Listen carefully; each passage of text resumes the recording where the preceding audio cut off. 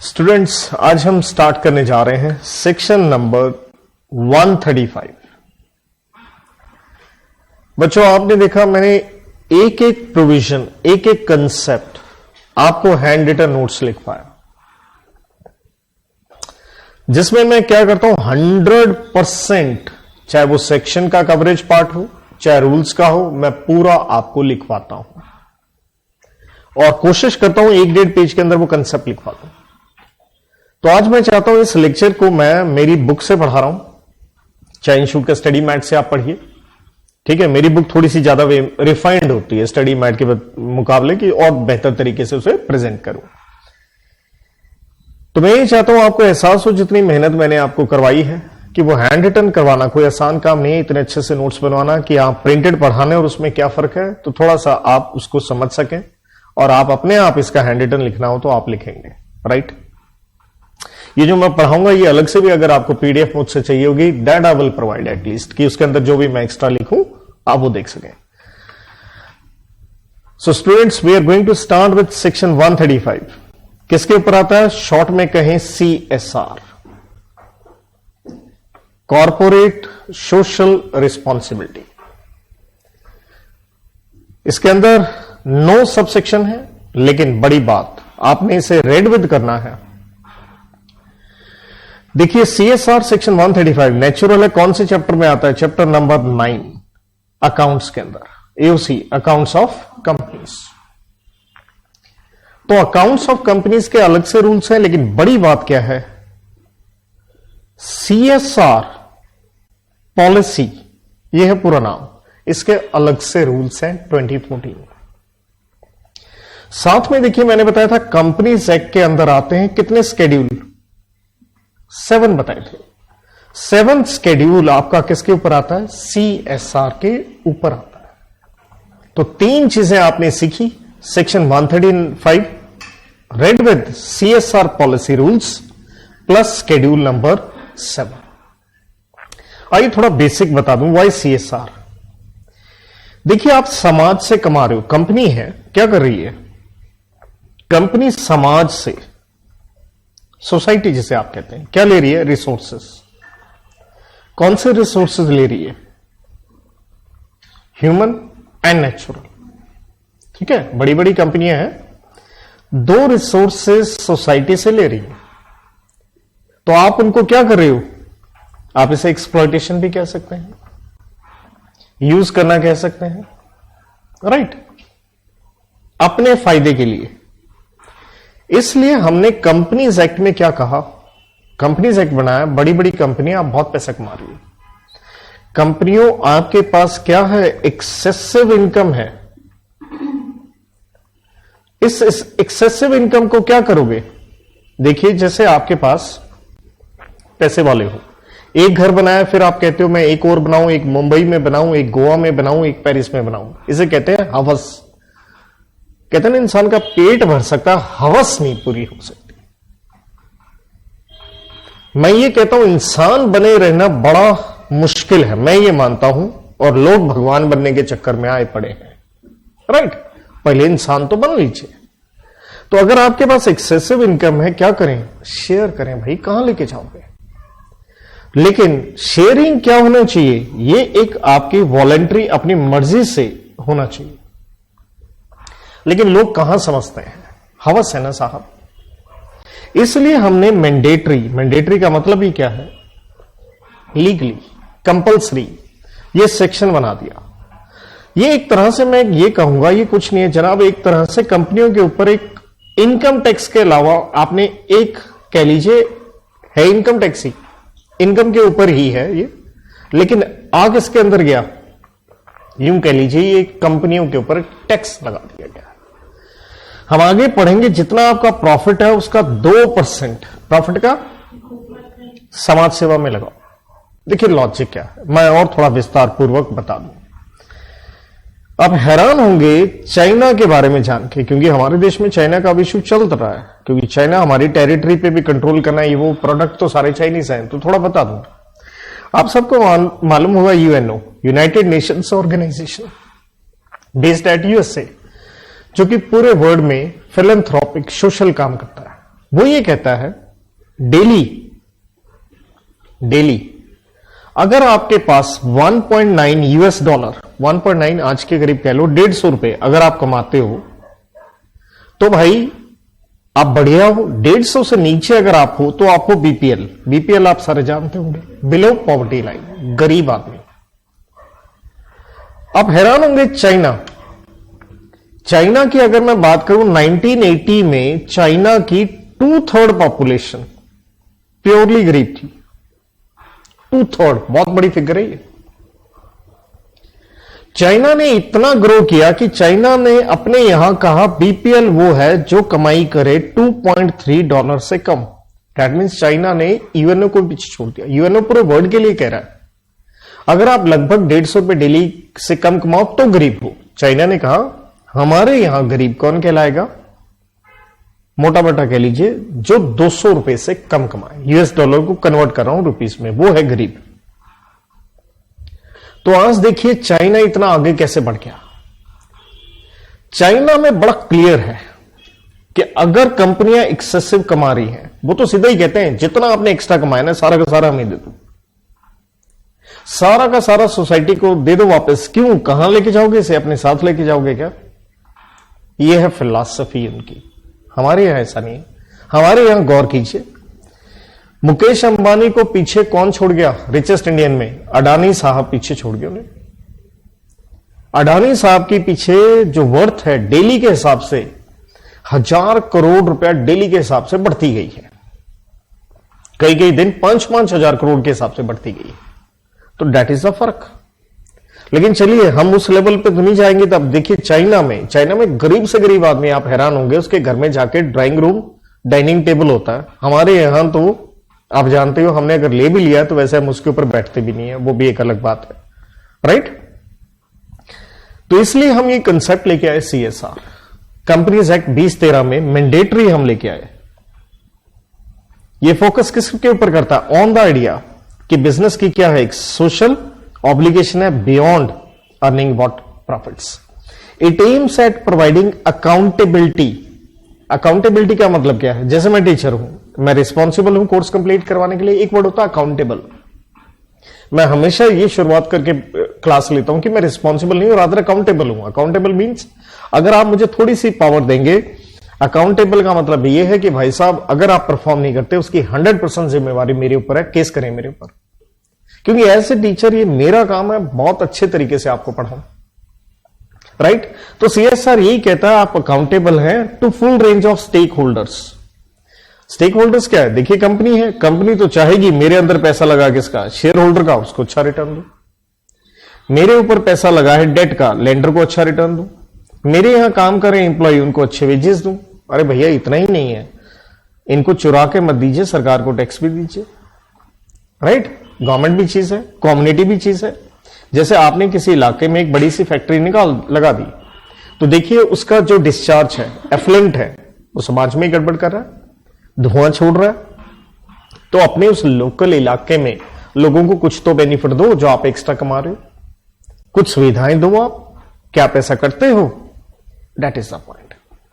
तो companies act ने कहा कॉर्पोरेट के लिए मैंडेटरी है कि एक प्रिस्क्राइब्ड परसेंटेज ऑफ प्रॉफिट, जैसे मैंने कहा 2% आप पैसा लगाएं किसी इलाके में सोशल अपलिफ्टमेंट में। इलाका कौन सा होना चाहिए? नेचुरल है, बढ़िया होगा आपके आसपास, क्योंकि आप आसपास वाले रिसोर्सेज क्या कर रहे हो? एक्सप्लॉइट कर रहे हो। तो ब्रॉडली CSR क्या है? Implies a concept whereby companies decide to contribute to a better society and cleaner environment. जैसे मैं चाइना की बात करूं, गरीबी देखिए कहां होती है? गांवों में होती है। चाइना ने क्या किया? जितने उनके आसपास गांव थे शहर बना दिए। तो शहर बनाने के लिए क्या चाहिए? सर लेबर चाहिए। तो वही गांव वाले काम कर रहे हैं, बड़ी बड़ी बिल्डिंग बना दी, उस बिल्डिंग में उसी गांव वाले को ठहरा दिया, रहो तुम यहां पे। तो अगले का ऑटोमेटिकली क्या हो गया? अपलिफ्टमेंट हो गई, राइट। शहर बनाया, बिल्डिंगें बनाई, तो स्कूल भी बनाए होंगे, अच्छी एजुकेशन मिल गई, हॉस्पिटल हो गया। और इसी को तो देखिए हम इकोनॉमिक्स में क्या कहते हैं? Circular flow of income. That's what they have done and हमारे यहां हालात खराब है, राइट। तो डैट मीन्स आप अपने जो स्टेक होल्डर हैं जिन्होंने पैसा लगाया उनका भी इंटरेस्ट देखें, लेकिन साथ में किसका इंटरेस्ट देखें? आम जनता का। राइट? जैसे मैं एक टीचर हूं, एक आदमी कहता है, एक इंस्टीट्यूट चलाता है, वो कहता है आई एम एंटरप्रेन्योर। यार मैं कहता हूं जब आप टीचिंग प्रोफेशन में हो, अपने आप को एंटरप्रेन्योर कहना ही, बताना ही, मेरे हिसाब से ये मेरे एथिकल वैल्यूज हैं, मैं तो नहीं उचित मानता। क्योंकि टीचर का मतलब ही क्या है कि आप एक ऐसा सेटअप अपनी क्लास में क्रिएट कर रहे हो, अपने पढ़ाने का कर रहे हो कि बच्चों में कुछ अच्छे क्या दे सको आप, संस्कार। वरना आज का नेटफ्लिक्स आपको संस्कार क्या दे रहा है वो आप मुझसे बेहतर जानते हो। राइट? देखिए अब पहला प्रश्न आता है साहब, CSR की डेफिनेशन सेक्शन 2 में नहीं है, 135 में भी नहीं है। जैसे मैंने कहा CSR पॉलिसी रूल्स हैं 2014 के, तो ये जो रूल्स हैं, रूल नंबर 21D के अंदर CSR की डेफिनेशन दी गई है। कहता क्या है CSR? एक्टिविटी, कुछ किया आपने। किसने किया? कंपनी ने किया। इन पर्सन्स का मतलब है एज पर। क्यों किया? जैसे मैंने कहा मैंडेटरी है, आपकी स्टैट्यूटरी ऑब्लिगेशन है। कुछ एक्टिविटी करी, कुछ कार्य किया समाज के लिए, चाहे पार्क बनवाए, अस्पताल बनवाया, स्कूल बनवाया। राइट? अब ध्यान दीजिए, हमारी सरकारें, अब इंडिया को देखिए क्या हाल है। अगर सरकारी स्कूल है, क्या सरकार के मंत्री के बच्चे जाते हैं स्कूल में? क्या अफसरों के बच्चे जाते हैं? क्या सरकारी अस्पताल में वो लोग जाते हैं? बस यही तो एक सोच है हमारी। हमारे देश में तो मैंडेटरी ये होना चाहिए, सरकार, मिनिस्टर, इनके बच्चे ये सिर्फ जाएं उसमें। क्या हम आवाज उठाते हैं? ये इलेक्शंस में हम बेवकूफ बनते हैं और ये बनाते जाते हैं, क्योंकि सिवाय, मैं कहूंगा, I am so sorry to say, मेरे को गलत मत लीजिएगा, रिलीजन के अलावा इनके पास कोई और मुद्दा होता ही नहीं है। Do they talk about what real development they did? Do you ask? क्या आप कभी अपने MLA MP के ऑफिस या उसके घर गए और साहब आपने क्या किया है? Make them accountable. देन देखिए, दो चीजें आई डेफिनेशन में। एक्टिविटी आपने करी, इस एक्टिविटीज के ऊपर मैं बता दूं, हम पढ़ेंगे स्केड्यूल नंबर 7 में क्या क्या एक्टिविटी है। स्केड्यूल का मतलब भी क्या है? जैसे मैंने स्टार्टिंग में भी MC की साइट आपको कई बार दिखाई है, जाइए वहां जाके अच्छे से पढ़ लीजिए। बाकी मैं प्रॉपर आपको स्केड्यूल 7 वहीं से आपको ये नोट्स में भी आपके पूरा दे रखा है कि आप ये एक्टिविटी कहां कहां करोगे।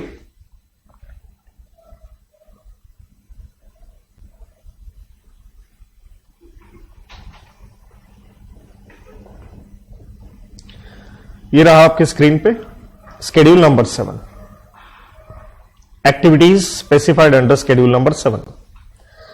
मे बी का मतलब ही क्या है? इनमें से भैया कोई भी आप एक्टिविटी अपने लिए चुन सकते हो। हमारे देश में जैसे मैंने कहा BPL, गरीबी है, हंगर है, पॉवर्टी है, मेल न्यूट्रिशन है, लगाइए उसमें पैसा। आप हैरान होंगे जान के, जर्मनी में आप किसी रेस्टोरेंट में खाना खाने जाते हैं और वहां पे अगर आप खाना छोड़ देते हैं, आपका चालान काटा जाता है।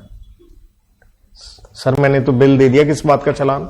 वो कहते हैं खाना एक नेशनल रिजर्व है, रिसोर्स है। आपने खाना क्या किया? वेस्ट किया। ये किसी के पेट में जा सकता था, तो अपनी थाली में उतना डालिए जितना आप खा सकते हैं।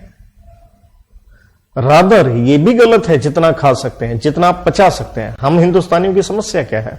किसी ब्याह शादी में जाते हैं, शगन डालना होता है और हम कहते हैं भैया 1100 रुपए 500 रुपए जो भी आपने डाले हैं पैसे पूरे करने हैं, आने दे आने दे आने दे। अरे भैया पेट तुम्हारा है, लेकिन खाना उतना चाहिए जितना पचा सको। तो एक्स्ट्रा खा के क्या करोगे? इतनी बड़ी बड़ी तोंद लेके कहां जाओगे आप? प्लीज शेयर इट गरीबों के साथ। गरीब आदमी BPL, भारत में BPL आप सारे जानते होंगे, लगभग, चाहे सरकारी आंकड़े 30% कहते हैं, 40% है। तो डैट मीन्स हर 10 में से 4 भारतीयों को यह नहीं मालूम उनको नेक्स्ट खाना कब मिलेगा। उनको खाने का नहीं पता। पहनना छोड़ दीजिए आप, आज के दिन आप कहीं रोड पे जाते हैं, हर चौक पे, लाइट्स पे आप देखते हैं मांगने वाले आ जाते हैं, इरिटेशन भी होती है। तो ये भी एक सच है, लेकिन क्या गवर्नमेंट उस पर रोल प्ले कर रही है? That is the point. तो आप उसमें लगाइए। हेल्थ केयर, आपने कोविड में देखा ही है किस तरह से लोग मरे हैं, जैसे एक मुर्गी पालन केंद्र में मुर्गियां मरती हैं, ऐसे ही लोग मरे। कोई सुविधा नहीं है, कुछ नहीं है।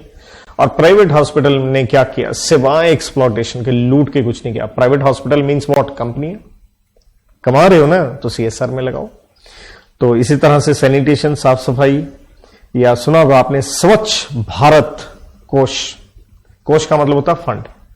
जैसे मोदी जी का ये नारा रहा है देश को क्लीन करें, तो आप उसमें पानी वानी, राइट, गांव में जाइए, पानी क्या होता है उनसे पूछिए, सप्लाई कितनी कम आती है।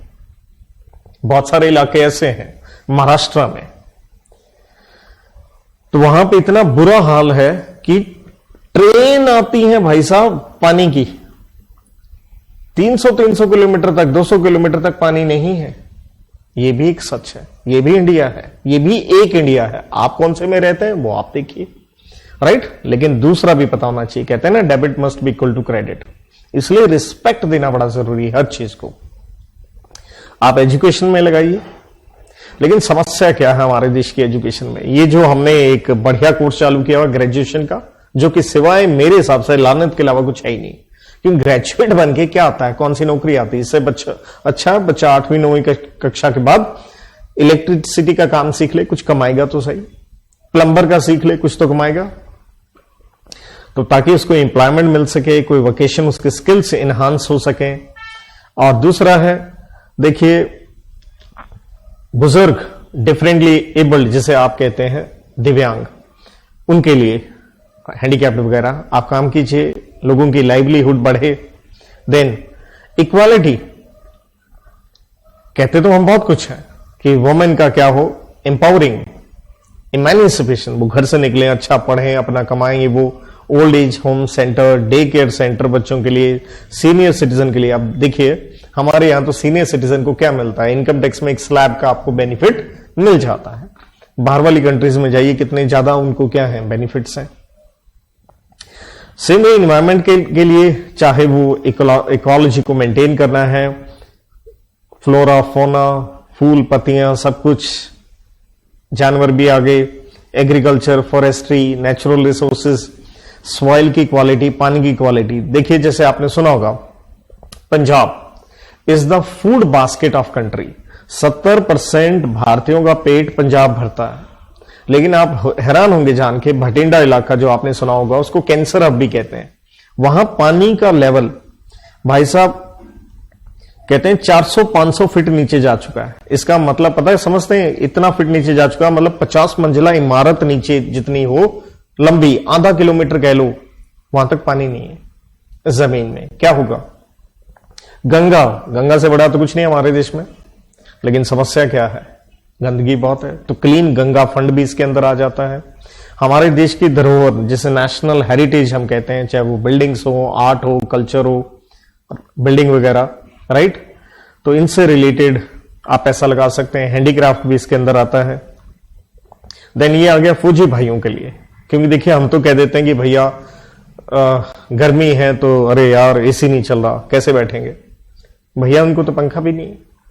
और वो सियाचिन में जो बैठे हैं, वहां टेम्परेचर पूरा साल ही क्या रहता है, माइनस में रहता है, राइट, जो हमारे बॉर्डर प्रोटेक्ट कर रहे हैं।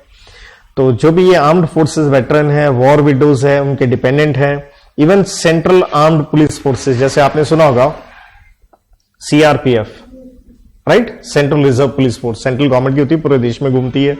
Central para military forces, right, BSF सुना होगा आपने, बॉर्डर सिक्योरिटी फोर्स, तो ये सब कुछ उसके अंदर है। उनके बेनिफिट के लिए आप कुछ करें। देन स्पोर्ट्स में देखिए हमारा ओलंपिक मेडल नहीं आ पाता। मिल्खा सिंह जी तरस गए कि हमारा कोई एथलीट में एक मेडल निकल के आए, वो तो अच्छी बात है। नीरज चोपड़ा साहब ने जेवलिन थ्रो में हमारे लिए पहला क्या लिया, गोल्ड मेडल। सुना होगा आप, नीरज चोपड़ा साहब जेवलिन थ्रो में लेके आए। तो स्पोर्ट्स को आप प्रमोट करें, चाहे वो पैरालंपिक, जिसका मतलब है दिव्यांग की, जो हैंडीकैप्ड होते हैं उनके लिए, या राइट कोई भी स्पोर्ट्स हो। इसी तरह से आप पैसा दे सकते हैं प्रधानमंत्री राहत कोष में, prime minister national relief fund, जो आप इनकम टैक्स पढ़ते समय 80G में डोनेशन दे करके डिडक्शन भी लेते हैं, वहां पे ही पढ़ते हैं। या प्राइम मिनिस्टर केयर फंड आपने बड़ा सुना होगा कोविड के दौरान, ये रिलीफ इन इमरजेंसी सिचुएशन, या कोई भी फंड जो देश की सोशो इकोनॉमिक डेवलपमेंट के लिए, या यूं कह लीजिए जो डाउन ट्रोडन लोग हैं, schedule caste, tribes, other backward classes, minority women, उनके लिए आप काम कर सकते हैं, पैसा दे सकते हैं। देन इंक्यूबेटर्स, ये क्या है? देखिए आज के दिन एक हम समस्या फेस कर रहे हैं, बड़ा ऑनेस्टली मैं आपसे जिक्र करूंगा। जो हमारी महिलाएं हैं जब वो बेबी डिलीवर करती हैं तो समस्या है। आजकल आपने देखा होगा आसपास कहीं भी देखें बच्चा हो रहा है सिजेरियन से हो रहा है, ऑपरेशन करके। मतलब हमारी माएं या कह लीजिए बच्चे इतनी स्ट्रांग नहीं है कि नेचुरल डिलीवरी कर पाए, दिस एंड दैट दिक्कत है आज के दौर में। तो वो भी एक चीज है देखने के लिए। उसमें क्या होता है, जब बच्चा वक्त से पहले पैदा होता है उसे कहते हैं प्री मैच्योर बेबी, तो वो जिंदा रहना उनका बड़ा मुश्किल हो जाता है। तो उनको एक पर्टिकुलर एक मशीन में रखा जाता है, उसे कहते हैं इंक्यूबेटर।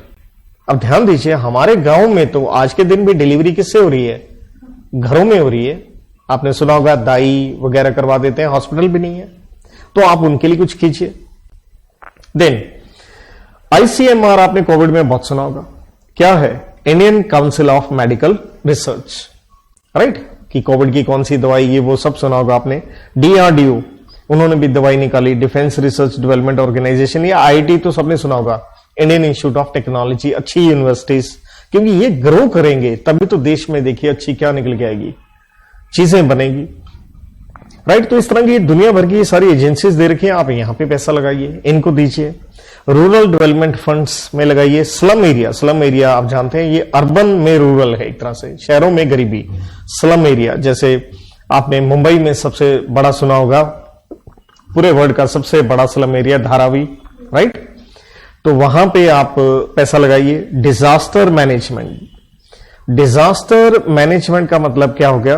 कुछ भी जो नेचुरल डिजास्टर हो जाते हैं, जैसे कई बार आपने देखा है कि हिमाचल वगैरह में, पहाड़ी इलाके में, उत्तराखंड हो ये वो, कि भैया वहां पे भाई ये पहाड़ गिर गया, ये केविन हो गया, इतने लोग मर गए, तो वो डिजास्टर्स, राइट?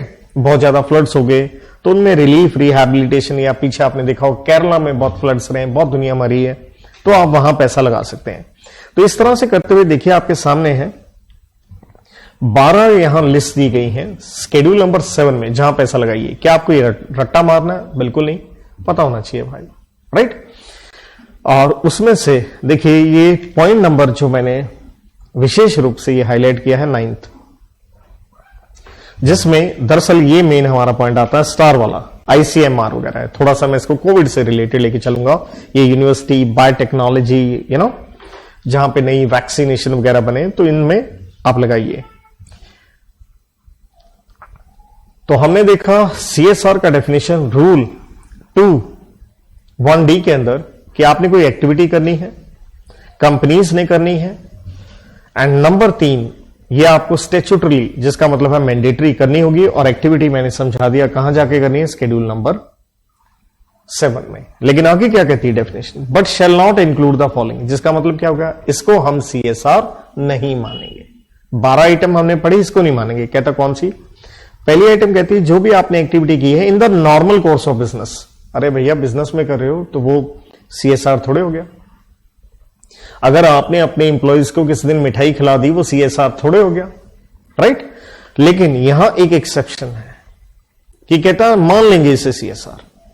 कहता अगर आप कंपनी एंगेज है, किस काम में एंगेज है? देखिए, research and development of knew what vaccine. ये कोविड की वजह से एक एक्सेप्शन डाली गई।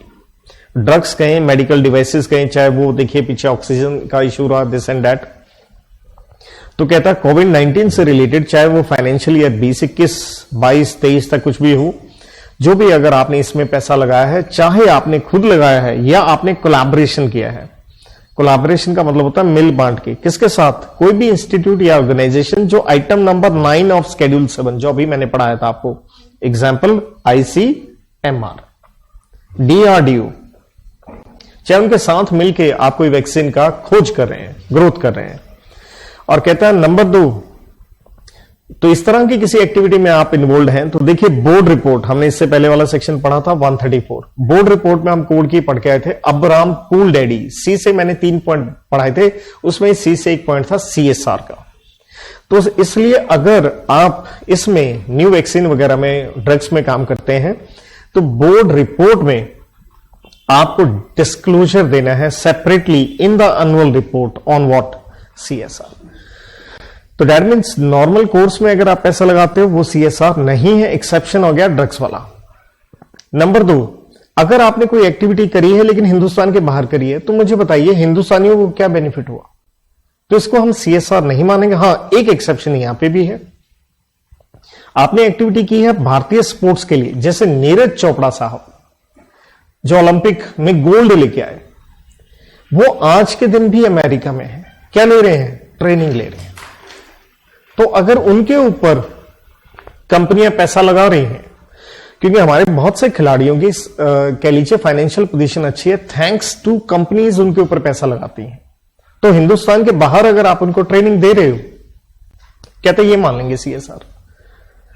नंबर 3, किसी पॉलिटिकल पार्टी को अगर आप डोनेशन दे रहे हैं, कंट्रीब्यूशन का मतलब है यहां पे डोनेशन। इनकम टैक्स में भी आप पढ़ते हो 80 GGB एंड GGC की डिडक्शन, उसकी बात नहीं है, ये चैप्टर नंबर 12 में आता है। किसी पॉलिटिकल पार्टी को दान देना ये कोई CSR थोड़े भाई, वो तो आप अपने फायदे के लिए कर रहे हैं। नंबर 4, एम्प्लॉइज के बेनिफिट के लिए पैसा देना ये कोई CSR नहीं है, वो तो आपकी जिम्मेवारी वैसे ही है, राइट। अगर आपने कोई एक्टिविटी की है जहां पे आप स्पॉन्सरशिप कर रहे हो, किस लिए? ताकि आपको क्या निकल के आए? Marketing benefit. जैसे ध्यान दीजिएगा, क्रिकेट का टूर्नामेंट हो रहा है, तो आप कहते हो जी क्रिकेट को हम स्पॉन्सर करें। नॉर्मली आपने देखा होगा कोक, पेप्सी वगैरह कर रहे होते हैं, तो दरअसल आप उसको स्पॉन्सर कर रहे हो, टूर्नामेंट करवा रहे हो, लेकिन उससे क्या उठा रहे हो? मार्केटिंग बेनिफिट, कि लोग आपकी पेप्सी ज्यादा पिए। तो ये CSR थोड़े हुआ। क्या कहता, कोई एक्टिविटी की है आपने, क्यों की है? कोई लीगल ऑब्लिगेशन है under any law any force. जैसे मान लीजिए पंजाब गवर्नमेंट ने कहा कि अगर आप हमारे यहां आकर के इन्वेस्ट करना चाहें तो हम आपको जमीन देंगे, हम आपको टैक्स बेनिफिट देंगे, काफी कुछ कहा। लेकिन उन्होंने कहा कि भाई अगर आप हमारे यहां आते हैं तो आपको एक हॉस्पिटल आपको मेंटेन करना होगा, उसको अडॉप्ट करें आप। तो दैट मीन्स क्या हॉस्पिटल में पैसा लगाना आप अपनी मर्जी से लगा रहे हो? नहीं, ये एक स्टैट्यूटरी क्या होगी? ऑब्लिगेशन। किसने लगाई? पंजाब स्टेट गवर्नमेंट के लॉ ने लगाई। तो ये CSR नहीं है। तो ध्यान दीजिए, अभी तक हम यही पढ़ रहे हैं CSR क्या है। शेड्यूल नंबर 7 में 12 पॉइंट पढ़े, 6 पॉइंट है, ये CSR नहीं है। पहला पॉइंट देखिए, नॉर्मल कोर्स में एक्सेप्शन यह है ड्रग्स वाला। दूसरा, हिंदुस्तान के बाहर लेकिन स्पोर्ट्स की ट्रेनिंग वगैरह है बढ़िया लेवल वाली, तो सही है पॉइंट। तीसरा, पॉलिटिकल पार्टी। चौथा, एम्प्लॉइज के लिए। पांचवा, स्पॉन्सरशिप। एंड छठा, स्टैट्यूटरी ऑब्लिगेशन। तो एक जैसे एग्जांपल देखते हैं।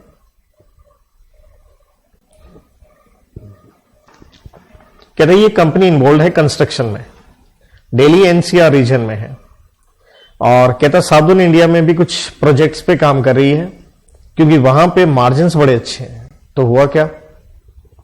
कहता during the year ended company को CSR करना पड़ा। Considering nature of business, company का लार्ज एम्प्लॉय बेस है और इन्होंने सोचा कि हम कुछ पैसा एम्प्लॉइज के ऊपर लगा देते हैं, जैसे उनके बच्चों के लिए स्कूल। क्या ये CSR है? सॉरी, ये CSR नहीं है, ये पर्क टू एम्प्लॉय है। तो ये CSR हम इसे कंसिडर नहीं करेंगे।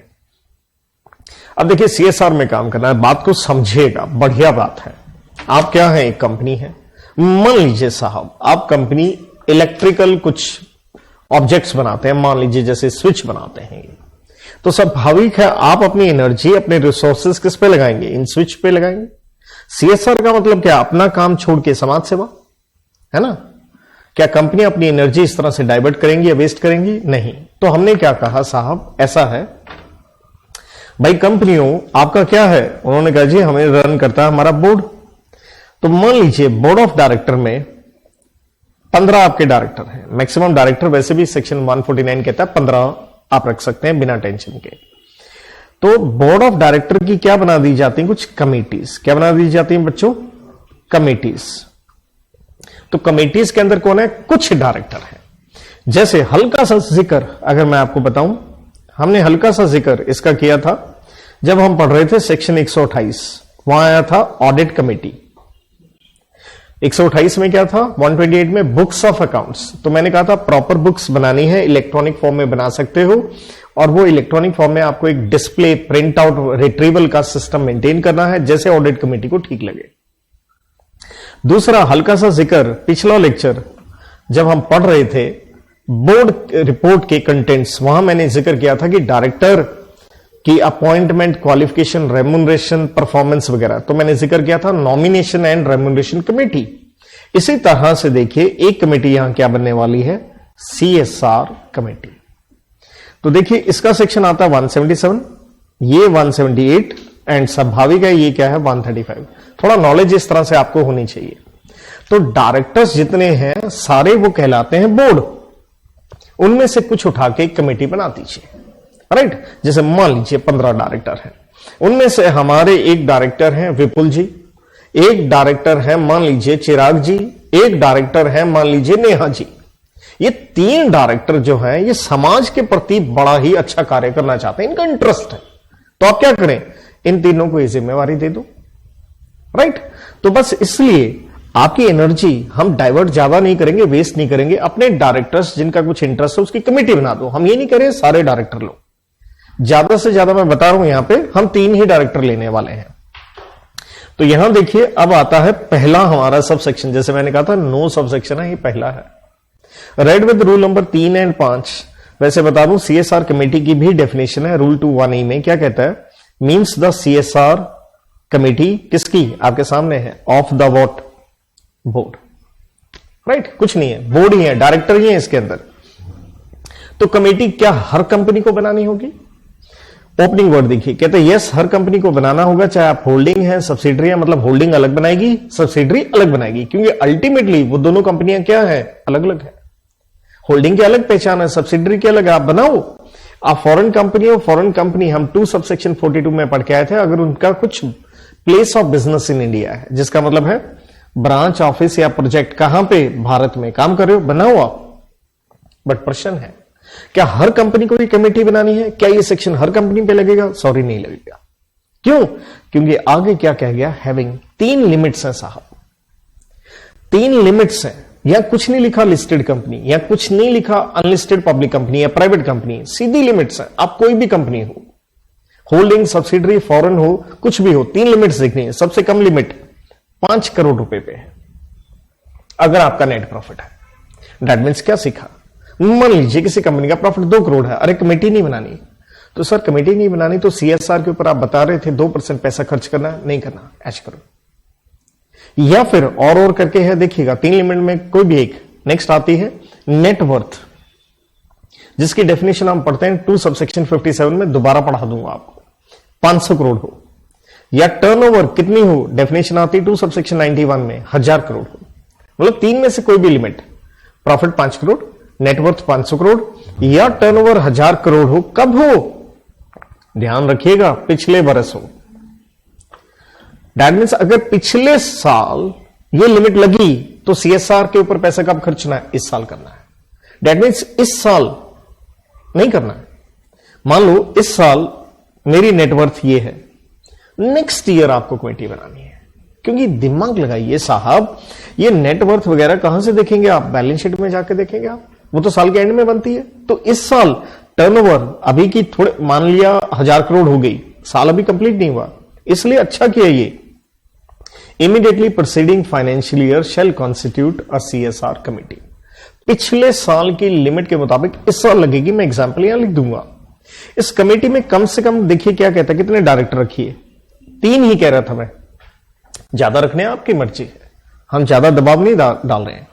लेकिन आगे क्या कह गया, कहता कम से कम एक उनमें क्या होना चाहिए, इंडिपेंडेंट डायरेक्टर। याद कीजिएगा मैंने जिक्र किया था 134 में कि इंडिपेंडेंट डायरेक्टर बड़ी कंपनियों को रखना होता है। अब समस्या क्या आ गई, हमने कहा ज्यादा से ज्यादा 3 डायरेक्टर होंगे, उनमें से एक क्या होगा, इंडिपेंडेंट। तो हमें यहां सीखना पड़ेगा इंडिपेंडेंट डायरेक्टर किस कंपनी में चाहिए, क्योंकि इंस्टीट्यूट चाहे क्या इस तरह का प्रश्न डाल सकता है, इंस्टीट्यूट कुछ भी कर सकता है। चाहे इंडिपेंडेंट डायरेक्टर का कंसेप्ट आता है सेक्शन 149 में, जो कि इंटर में एप्लीकेबल नहीं है, CA फाइनल में एप्लीकेबल होता है। तो आइए जरा इंडिपेंडेंट डायरेक्टर भी मैं पढ़ा दूं, मैं कोई चांस नहीं लूंगा। देखिएगा independent director section 149 sub section 4 basically independent director के ऊपर हम पढ़ते होते हैं सब सेक्शन 6 कि इंडिपेंडेंट डायरेक्टर बनने की कंडीशंस क्या है। कंडीशन की बात नहीं कर रहा हूं यहां पे। सब सेक्शन 4 कहता है भैया कौन सी कंपनी को चाहिए, रेड विद रूल नंबर 4। लेकिन रूल नंबर 4 किसका? The companies appointment and qualification of director rules 2014, क्योंकि ये सेक्शन आता है चैप्टर नंबर किसमें? 11 में। कहता भैया इंडिपेंडेंट डायरेक्टर चाहिए लिस्टेड पब्लिक कंपनी को। तो लिस्टेड कंपनी का डेफिनेशन तो हम लोग पढ़े हैं, कहां पे? 2 सब सेक्शन 52 में। लिस्टेड मतलब बड़ी कंपनी। यहां इंडिपेंडेंट डायरेक्टर चाहिए ही चाहिए, और कितने चाहिए होते हैं? 1/3 ऑफ टोटल। जैसे मान लीजिए 9 डायरेक्टर हैं तो 9 का 1/3 3। अगर 10 हैं तो आंसर आया 3.33। तो इसे आप राउंड ऑफ करके क्या लेंगे? 4। ये हमें याद करने की जरूरत नहीं है, आप टेंशन मत लीजिएगा कि इतना सोचें कितने होते हैं। ये नहीं डालना चाहिए इंस्टीट्यूट को इंटर में, लेकिन ये तो पता होना चाहिए इंडिपेंडेंट कहां चाहिए। एक लिस्टेड में, दूसरा अनलिस्टेड पब्लिक कंपनी कह लीजिए। पब्लिक पक्का है, अदर का मतलब हो गया अनलिस्टेड। दैट मींस एक चीज क्लियर है, इंडिपेंडेंट डायरेक्टर प्राइवेट कंपनी में नहीं चाहिए होता। लेकिन यहां है 3 लिमिट। पहली लिमिट, आपकी पेड अप कैपिटल या तो हो कम से कम 10 करोड़ रुपए, या फिर आपकी टर्नओवर हो 100 करोड़ रुपए। मोर देन इक्वल टू का आप साइन देख रहे हैं। और तीसरी है, यहां ध्यान दीजिएगा, यहां इक्वल का साइन नहीं है, क्या लिखा है? मोर than 50 crore. That means equal होता तो नहीं चाहिए independent. 10 crore PUC, turnover 100 crore या मोर देन 50 करोड़, क्या इसे मैं शॉर्ट कहता हूं दिलवाले दुल्हनिया ले जाएंगे, डीडीएल। डी से आपके सामने है डिपॉजिट, डी से डिबेंचर, एल से लोन। अरे तीनों का मतलब ही क्या हो गया? बोरिंग हो गया, लेकिन क्लियरली लिखा है डिपॉजिट, डिबेंचर, लोन। उनका टोटल कब देखना है? स्वाभाविक है पिछले साल की ऑडिटेड फाइनेंशियल स्टेटमेंट में। तो इनको इंडिपेंडेंट डायरेक्टर चाहिए होते हैं कम से कम कितने? 2। लिस्टेड को चाहिए होते हैं टोटल का 1/3। तो ये तो पता होना चाहिए इंडिपेंडेंट डायरेक्टर कहां चाहिए, इसे याद करेंगे हम। पहली बात लिस्टेड में। नंबर 2 अनलिस्टेड पब्लिक कंपनी, 3 में से कोई भी एक लिमिट लग गई। 10 crore PUC, 100 crore turnover, more than, ये ध्यान रखें, 50 crore DDL, deposit, debenture, loan, तीनों का एग्रीगेट। एक बढ़िया बात और है इसी के लिए, अनलिस्टेड पब्लिक कंपनी चाहे आप इन तीनों लिमिट में आगे तब भी नहीं चाहिए इंडिपेंडेंट डायरेक्टर। अगर आप क्या है, आपने ज्वाइंट वेंचर किया हुआ किसी के साथ, या आप क्या है किसी और कंपनी की क्या है वॉस है, वॉस का मतलब होली ऑन्ड, 100% आपके शेयर किसी और ने ले रखे हैं, तो नहीं चाहिए आपको इंडिपेंडेंट। सर इसका लॉजिक क्या है?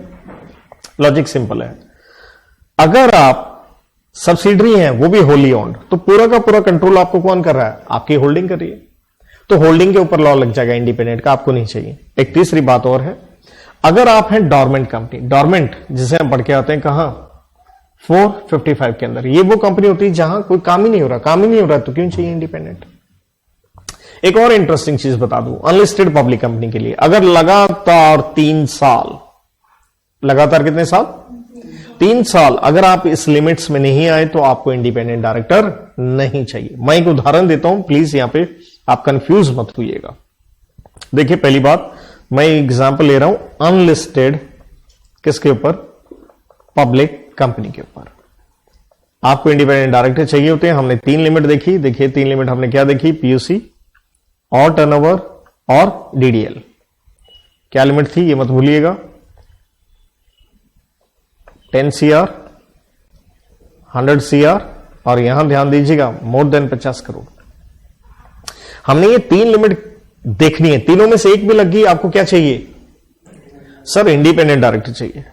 मान लीजिए हम एक उदाहरण ले रहे हैं, एक हो गया हमारा करंट फाइनेंशियल ईयर। क्या हो गया जी? Current financial year. तो करंट फाइनेंशियल ईयर के हिसाब से तो हमें लिमिट नहीं देखनी, हमें लिमिट कैसे देखनी है? हमें तो पिछले साल की देखनी है, राइट? तो करंट फाइनेंशियल ईयर के ऊपर इंडिपेंडेंट डायरेक्टर का कंसेप्ट, क्योंकि ये लिमिट्स हमने किसकी देखनी है? प्रीसीडिंग फाइनेंशियल ईयर की देखनी है। से टर्नओवर हो गई 150 करोड़, तो क्या चाहिए आपको? Independent director. कब चाहिए? इन करंट फाइनेंशियल ईयर, पिछले साल नहीं चाहिए, राइट? अब मान लीजिए से करंट फाइनेंशियल ईयर में आपका टर्नओवर, एक तीनों में से कोई भी लिमिट लगे, मान लो डीडीएल वाली नहीं लगी, पेड अप नहीं लगी, टर्नओवर वाली लग गई, लेकिन करंट फाइनेंशियल ईयर में आपका टर्नओवर हो गया 90 करोड़। क्वेश्चन ये है, नेक्स्ट जो फाइनेंशियल ईयर आएगा, मेरा प्रश्न आपसे ये है, next financial year independent director required और नॉट? द आंसर इज, आप सोच रहे होंगे no, the answer is yes. क्यों? क्योंकि एक बार कोई लिमिट लगी, आपको इंडिपेंडेंट हमेशा चाहिए ही चाहिए, जब तक लगातार, कॉन्जिक्यूटिवली का मतलब क्या बच्चों, लगातार 3 साल अगर ये लिमिट नहीं लगेगी तो बचोगे। जैसे ये था नेक्स्ट फाइनेंशियल ईयर, मान लो जैसे ये 1 मान लो, फिर 2 मान लो, फिर आ गया 3 मान लो, इन तीनों सालों में से नो लिमिट, तो that means fourth next financial year में हम क्या कहेंगे, आईडी नॉट रिक्वायर्ड। कहने का मतलब मैं क्या कहना चाहता हूं, अगर लगातार 2 साल भी आप लिमिट से बाहर हो गए, इंडिपेंडेंट फिर चाहिए, क्योंकि अगर तीसरे साल अगर इंडिपेंडेंट की लग गई तो बचोगे तभी जब लगातार कितने साल हो, 3 साल हो। इतना गहराई में जबकि देखिए करवाना मेरे को जरूरी नहीं है, बट फिर भी मैंने बता दिया। क्यों बता दिया उसका लॉजिक भी मैं बड़ा इंटरेस्टिंग बताता हूं, देखिएगा। तो हम क्या कह रहे थे, हम ये कह रहे थे साहब ये 3 लिमिट्स हैं, अगर ये लग गई तो सीएसआर कमेटी बनानी है और आपने सीएसआर में पैसा क्या करना है, खर्च करना है, राइट। एक बार भूल जाइए कमेटी में कितने डायरेक्टर हैं। अब देखिएगा बात, रूल नंबर 3 सब रूल 2 क्या कहता है, कहता है if company ceases to comply with the above limits, कहता अब ये लिमिट नहीं लगी, आगे बढ़ फिर से क्या, लगातार। देखिए सीएसआर में आप कब फंसे, सर इन तीनों में से कोई एक लिमिट लग गई तो आप फंस गए सीएसआर में। सीएसआर में फंसने से हर साल कितना टैक्स दे रहे हो, एक तरह से 2% सीएसआर टैक्स ही हो गया। अब आदमी कहता है सर मेरी एक बार टर्नओवर बढ़ गई थी, या मान लीजिए प्रॉफिट बढ़ गया था 5 करोड़, उसके बाद मेरा 5 करोड़ का प्रॉफिट हुआ ही नहीं। देखिए जीवन बड़ा इंटरेस्टिंग है, जब भी कोई आप काम करते हैं, मैं मेरी कमाई कहूं तो कई बार किसी ना किसी फाइनेंशियल ईयर में, कई बार देखिए जैसे यहां 2 जीरो हैं, 3 जीरो भी हो जाते हैं, कई बार जीरो ही उड़ जाती हैं। You never know of life, that is very interesting, right.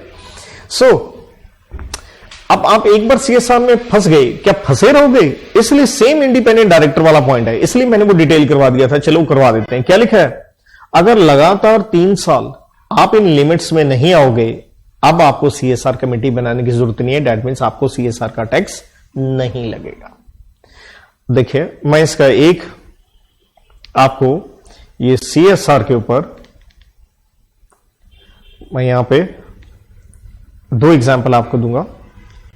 पहले मैं बात कर रहा हूं सीएसआर कमेटी की, राइट। पहली बात ध्यान रहे कितनी लिमिट्स हैं, 3। तो मैं इसे अमाउंट के हिसाब से लिखना ज्यादा पसंद करता हूं, नेट प्रॉफिट, नेटवर्थ और व्हाट, टर्नओवर। बेटा नेट प्रॉफिट सोचिए कितना, सर 5 करोड़, नेटवर्थ 500, इक्वल का साइन हर जगह ही है, इक्वल टू और मोर देन। तीसरा 1000 करोड़, क्लियर। तो देखिए करंट फाइनेंशियल ईयर जो भी आपका चल रहा है, क्या सीएसआर कमेटी बनानी है या नहीं, किसके ऊपर डिपेंडेंट है, सीएसआर सी डिपेंड्स अपॉन, किसके ऊपर डिपेंड करता है बताइए, ये डिपेंड करता है इन 3 लिमिट्स पे, किसकी, पिछले साल की, प्रीसीडिंग फाइनेंशियल ईयर की लिमिट। अगर पिछले साल ये लिमिट नहीं लगी, आपको करंट फाइनेंशियल ईयर में नहीं चाहिए कमेटी। मान लीजिए से पिछले साल की बात कर रहा हूं, नेट प्रॉफिट 6 करोड़, बनानी पड़ेगी आपको कमेटी। अब कब बनानी पड़ी, से नेट प्रॉफिट 6 करोड़ है तो आपको करंट फाइनेंशियल ईयर में बनानी पड़ेगी कमेटी। अब सेम उसी प्रकार से in current financial year no limit, current financial year में कोई लिमिट नहीं लग रही, लेकिन क्या नेक्स्ट फाइनेंशियल ईयर में, मेरा प्रश्न आपसे, क्या सीएसआर कमेटी चाहिए होगी? Yes, the answer is yes, CSRC required. क्योंकि आप तभी बचोगे अगर कितने साल, लगातार 3 साल क्या ना लगे, ये लिमिट्स ना लगे, राइट?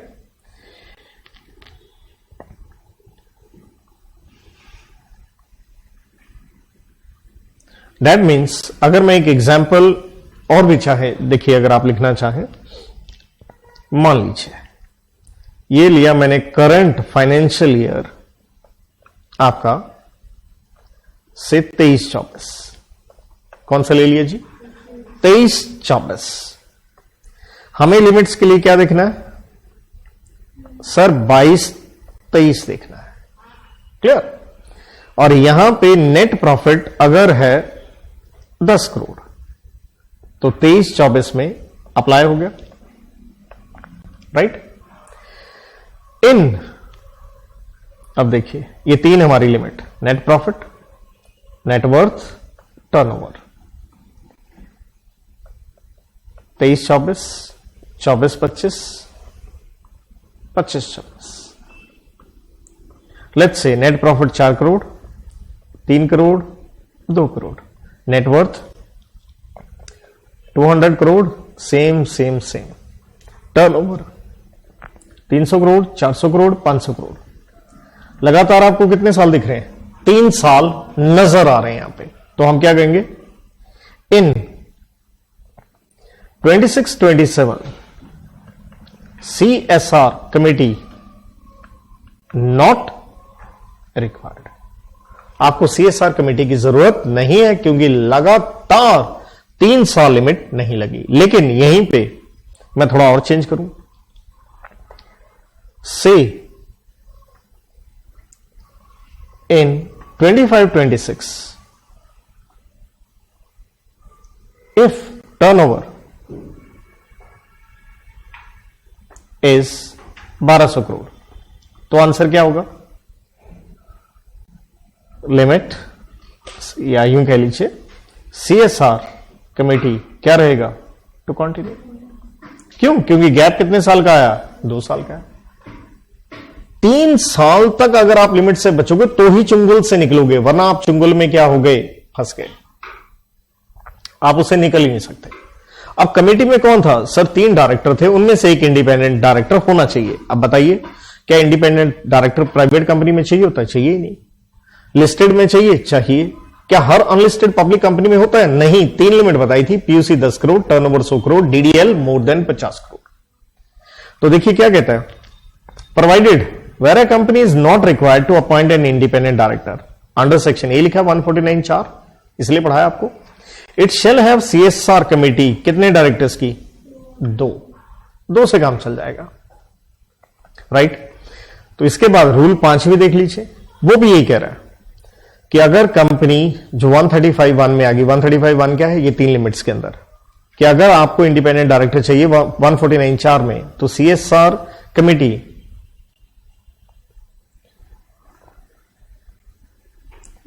ये नोट लिखा है, तब नेचुरल है आपको क्या नहीं चाहिए? इंडिपेंडेंट डायरेक्टर नहीं चाहिए। दूसरी बात, प्राइवेट कंपनी में साफ ही क्या लिख गया? 2 से काम चल जाएगा। फॉरेन कंपनी जिसे आप पढ़ते हैं 2 सबसेक्शन 42 के अंदर, कहता उसमें 2 डायरेक्टर भी नहीं लिखा, उसने क्या वर्ड लिख दिया? पर्सन। वो पर्सन कौन से होंगे? कहता उनमें से एक आदमी जो होगा वो कौन होगा? जो स्पेसिफाई किया गया है अंडर सेक्शन 381D। अब सर 381D क्या है? देखिए मेरा पहला लेक्चर अगर आप याद करें, मैंने आपको बताया था फॉरेन कंपनी कंपनीज एक्ट में आता है, चैप्टर नंबर किसके अंदर? 22 के अंदर आता है, और ये इसके सेक्शन है 379 से लेके 393A तक। तो कहता 380 सेक्शन किस पे है?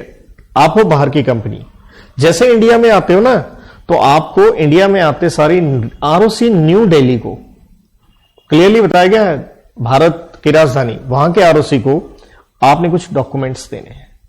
क्या देने हैं? उनमें से आपने एक आदमी का नाम बताना है। अब देखिए आप फॉरेन कंपनी हो, बाहर की हो, प्लेस ऑफ बिजनेस का है सर इंडिया में है।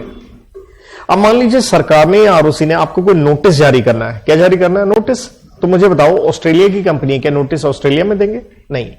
तो इंडिया में कम से कम एक आदमी का नाम बताना होता है आपने, जो आपके बिहाफ पे नोटिस लेगा। इसलिए कहता है CSR कमेटी में फॉरेन कंपनी में कौन होगा? 2 लोग होंगे। उनमें से एक कौन होगा? जो स्पेसिफाई किया है 381D में। कौन होता है ये? इंडियन रेजिडेंट, इंडिया में एक आदमी। नंबर 2 कौन होगा? Another person shall be nominated by what, और दूसरा जो फॉरेन कंपनी बताए। आइए मैं आपको चार्ट बना के देता हूं यहां पे। किसके ऊपर है हमारा चार्ट? CSR कमेटी के कॉम्पोजिशन के ऊपर। तो ये चार्ट से आपको सब कुछ इजी हो जाएगा। देखिए, हम इस चार्ट की बात करें तो यहां पे मैं आपको बना के दे रहा हूं 4 सिचुएशन। सिचुएशन नंबर पहली, अगर आप हैं पब्लिक कंपनी। 4 क्यों होगा? क्योंकि इसको हम फर्दर कितनी कैटेगरी में ब्रेक करेंगे? 2। एक क्या आ गई बच्चों? सर एक आ गई लिस्टेड, एक क्या आ गई? अनलिस्टेड। अब कॉम्पोजिशन में बच्चों क्या होंगे? जैसे मैंने बताया भाई साहब, पब्लिक कंपनी में कितने डायरेक्टर होंगे? 3, और उनमें से 1 to be what? Independent director. यहां तो पक्का चाहिए, राइट? ये सीख लीजिए, एक बार दोबारा से फिर देख लीजिए, आपसे गलती ना हो। 3 डायरेक्टर और उनमें से कम एक होना चाहिए इंडिपेंडेंट डायरेक्टर। लेकिन जहां इंडिपेंडेंट डायरेक्टर नहीं रिक्वायर्ड, वहां कहता कितने से काम चल जाएगा? 2 से। तो अब अनलिस्टेड पब्लिक कंपनी फर्दर कितने प्रकार की हो सकती है? सर 2 तरह की हो सकती है। एक जो 149(4) की, जिसके ऊपर क्या लग गई? Limits applies, right? एक नॉट अप्लाइज। वो 3 लिमिट जो आपको बताई, वो भी आप लिखना चाहें यहां लिख सकते हैं। 10 crore, 100 crore and more than कौन सी? 50 करोड़ वाली। अगर लग गई तो आंसर यहां क्या आ गया? 3 director, 1 to be what? Independent director. Not applies तो आंसर क्या है? 2 डायरेक्टर। बात ही खत्म। नेक्स्ट हम क्या बनाएंगे भाई? Private company. प्राइवेट कंपनी में आंसर फिर से बड़ा सिंपल है, कितने लोग होंगे? 2 डायरेक्टर। तीसरा किस पे आएगा बच्चों? सर फॉरेन कंपनी पे। तो बताइए कितने डायरेक्टर होंगे? कोई जरूरी नहीं है डायरेक्टर हो, ये गलती मत कर लीजिएगा, मैंने बड़ा क्लियरली लिख के दिया। यहां क्या होंगे? 2 पर्सन होंगे, और उनमें से ये 2 कौन होंगे ये समझिएगा। एक कौन होगा? 1 इंडियन रेजिडेंट। कौन होगा? रेजिडेंट। किस लिए होगा? To receive notices, right? Under section भी लिख देता हूं 381D। अब देखिए, इंटर में इतना खतरनाक क्वेश्चन इंस्टीट्यूट को डालना नहीं चाहिए, लेकिन मैं कोई चांस नहीं लेता। मैंने 100% आपको पढ़ाने की कोशिश करी है, राइट? तो थोड़ा सब्र रखिएगा। लेक्चर बड़ा भी है क्योंकि मैं प्रिंटेड करवा रहा हूं। नहीं तो देखिए, जब मैं हैंड रिटन करवाता हूं, मैं इतना पढ़ाता नहीं, मैं सीधे सीधे ये चार्ट बना के आपको सब कुछ लिखवा देता हूं, तो आपको एकदम पका पकाया माल मिलता है। लेकिन यहां मैं दिखाना चाहता था साहब, जो मैं मेहनत करता हूं उसके पीछे कितना एफर्ट होता है, कितना आपके लिए आसान करके दिया जाता है। और दूसरा कौन है बच्चों? अनदर। ये कौन है? नॉमिनेटेड। ये कौन हो सकता है? कोई भी। दैट मीन्स अनदर कौन है? कोई भी हो सकता है, चाहे ये डायरेक्टर है या नहीं है। पहले वाला क्लियर है, भारतीय रेजिडेंट होना चाहिए। ये कौन कहता है? 380 sub section 1 clause number D. I hope so you got the chart of CSR committee. साथ के साथ जो सेसेशन वाला भी पॉइंट मैंने बताया कि वो 3 साल वाला बड़ा महत्वपूर्ण था, इसलिए एग्जाम्पल देखिए लिख के दिया है। वही कॉपी पेस्ट इंडिपेंडेंट डायरेक्टर में भी था। आइए कहानी आगे बढ़ती है। देखिए, एक उदाहरण दे रखा है। कहता कंपनी का टर्नओवर है 1000 करोड़ रुपया और कंपनी का लॉस है in any of the preceding 3 financial year. क्या तब भी आपको CSR का कंप्लायंस करना होगा? अरे देखिए, मैंने कब कहा कि भाई लॉस होने से कमेटी नहीं बनाएंगे? मैंने तो ये बताया कमेटी कब बनाएंगे? 3 लिमिट कोई भी लग जाए। Net profit 5 crore, net worth 500 crore, turnover 1000 crore. तो भैया कोई भी एक लिमिट लगी, सेटिस्फाई होगी, तो मैंडेटरी आपको कमेटी बनानी होगी। इसका संबंध लॉस वगैरह से नहीं है, प्रश्न कमेटी पे है। देखिए प्रॉफिट तो यह है कितना पैसा लगाना, वो अलग प्रश्न है, तो इसलिए एग्जाम में ध्यान रखिएगा प्रश्न प्रॉफिट पे पूछा गया है या कमेटी पे पूछा गया है। कमेटी तो बनानी होगी। अब देखिए नेटवर्थ में पहले भी आपको करवा चुका हूं, बट फिर भी जिक्र किए देता हूं। एग्रीगेट का मतलब अब भैया टोटल कर लीजिए, किसका, पेड अप कैपिटल दोनों प्रकार की, प्रेफरेंशियल इक्विटी शेयर प्लस सारे के सारे क्या आ जाएंगे आपके, reserves plus security premium plus minus. Sir ऐसा क्यों? देखिए अगर बैलेंस इन P&L क्रेडिट होगा तो क्या होगा, प्रॉफिट हुआ, डेबिट होगा तो लॉस होगा ना, माइनस होगा। माइनस में से कहता हूं कबाड़, कबाड़ का मतलब accumulated losses, deferred expenditure means revenue खर्चा है, जैसे एडवर्टीजमेंट का 5 साल की इकट्ठी कर दी तो 4 साल का वो क्या हो जाता है, डेफर्ड कि भविष्य का खर्चा। मिसलेनियस एक्सपेंडिचर कोई भी जो आपने अभी तक राइट ऑफ नहीं किया, जैसे प्रीलिमिनरी एक्सपेंसेस वगैरह, डिस्काउंट ऑन शेयर, राइट। लेकिन देखिएगा उसने कहा ये जो रिजर्व्स हैं, रिजर्व में हमने क्या नहीं लेने हैं, रीवैल्यूएशन प्रॉफिट नहीं लेना है, या अगर आपने डेप्रिसिएशन या डेप्रिसिएशन पहले 100 रुपए लगाई थी राइट बैक कर दी, मतलब कम कर दी, प्रॉफिट बढ़ गया, वो नहीं लेना, या अमेलगमेशन वगैरह में से कुछ राइट बैक किया तो वो आपने प्रॉफिट नहीं लेना, मींस उसको इग्नोर कर दीजिए। इसके बाद एग्जाम्पल देखिए आपके सामने है, कहता कंपनी के क्या थे, स्टैट्यूटरी ऑडिटर्स हैं, जो चैप्टर नंबर 10 में पढ़ेंगे। स्टैट्यूटरी का मतलब कंपल्सरी ऑडिट करवाना पड़ेगा। कहता उन्होंने इश्यू करना था एक सर्टिफिकेट, किसके ऊपर, कंपनी की नेटवर्थ के ऊपर, राइट।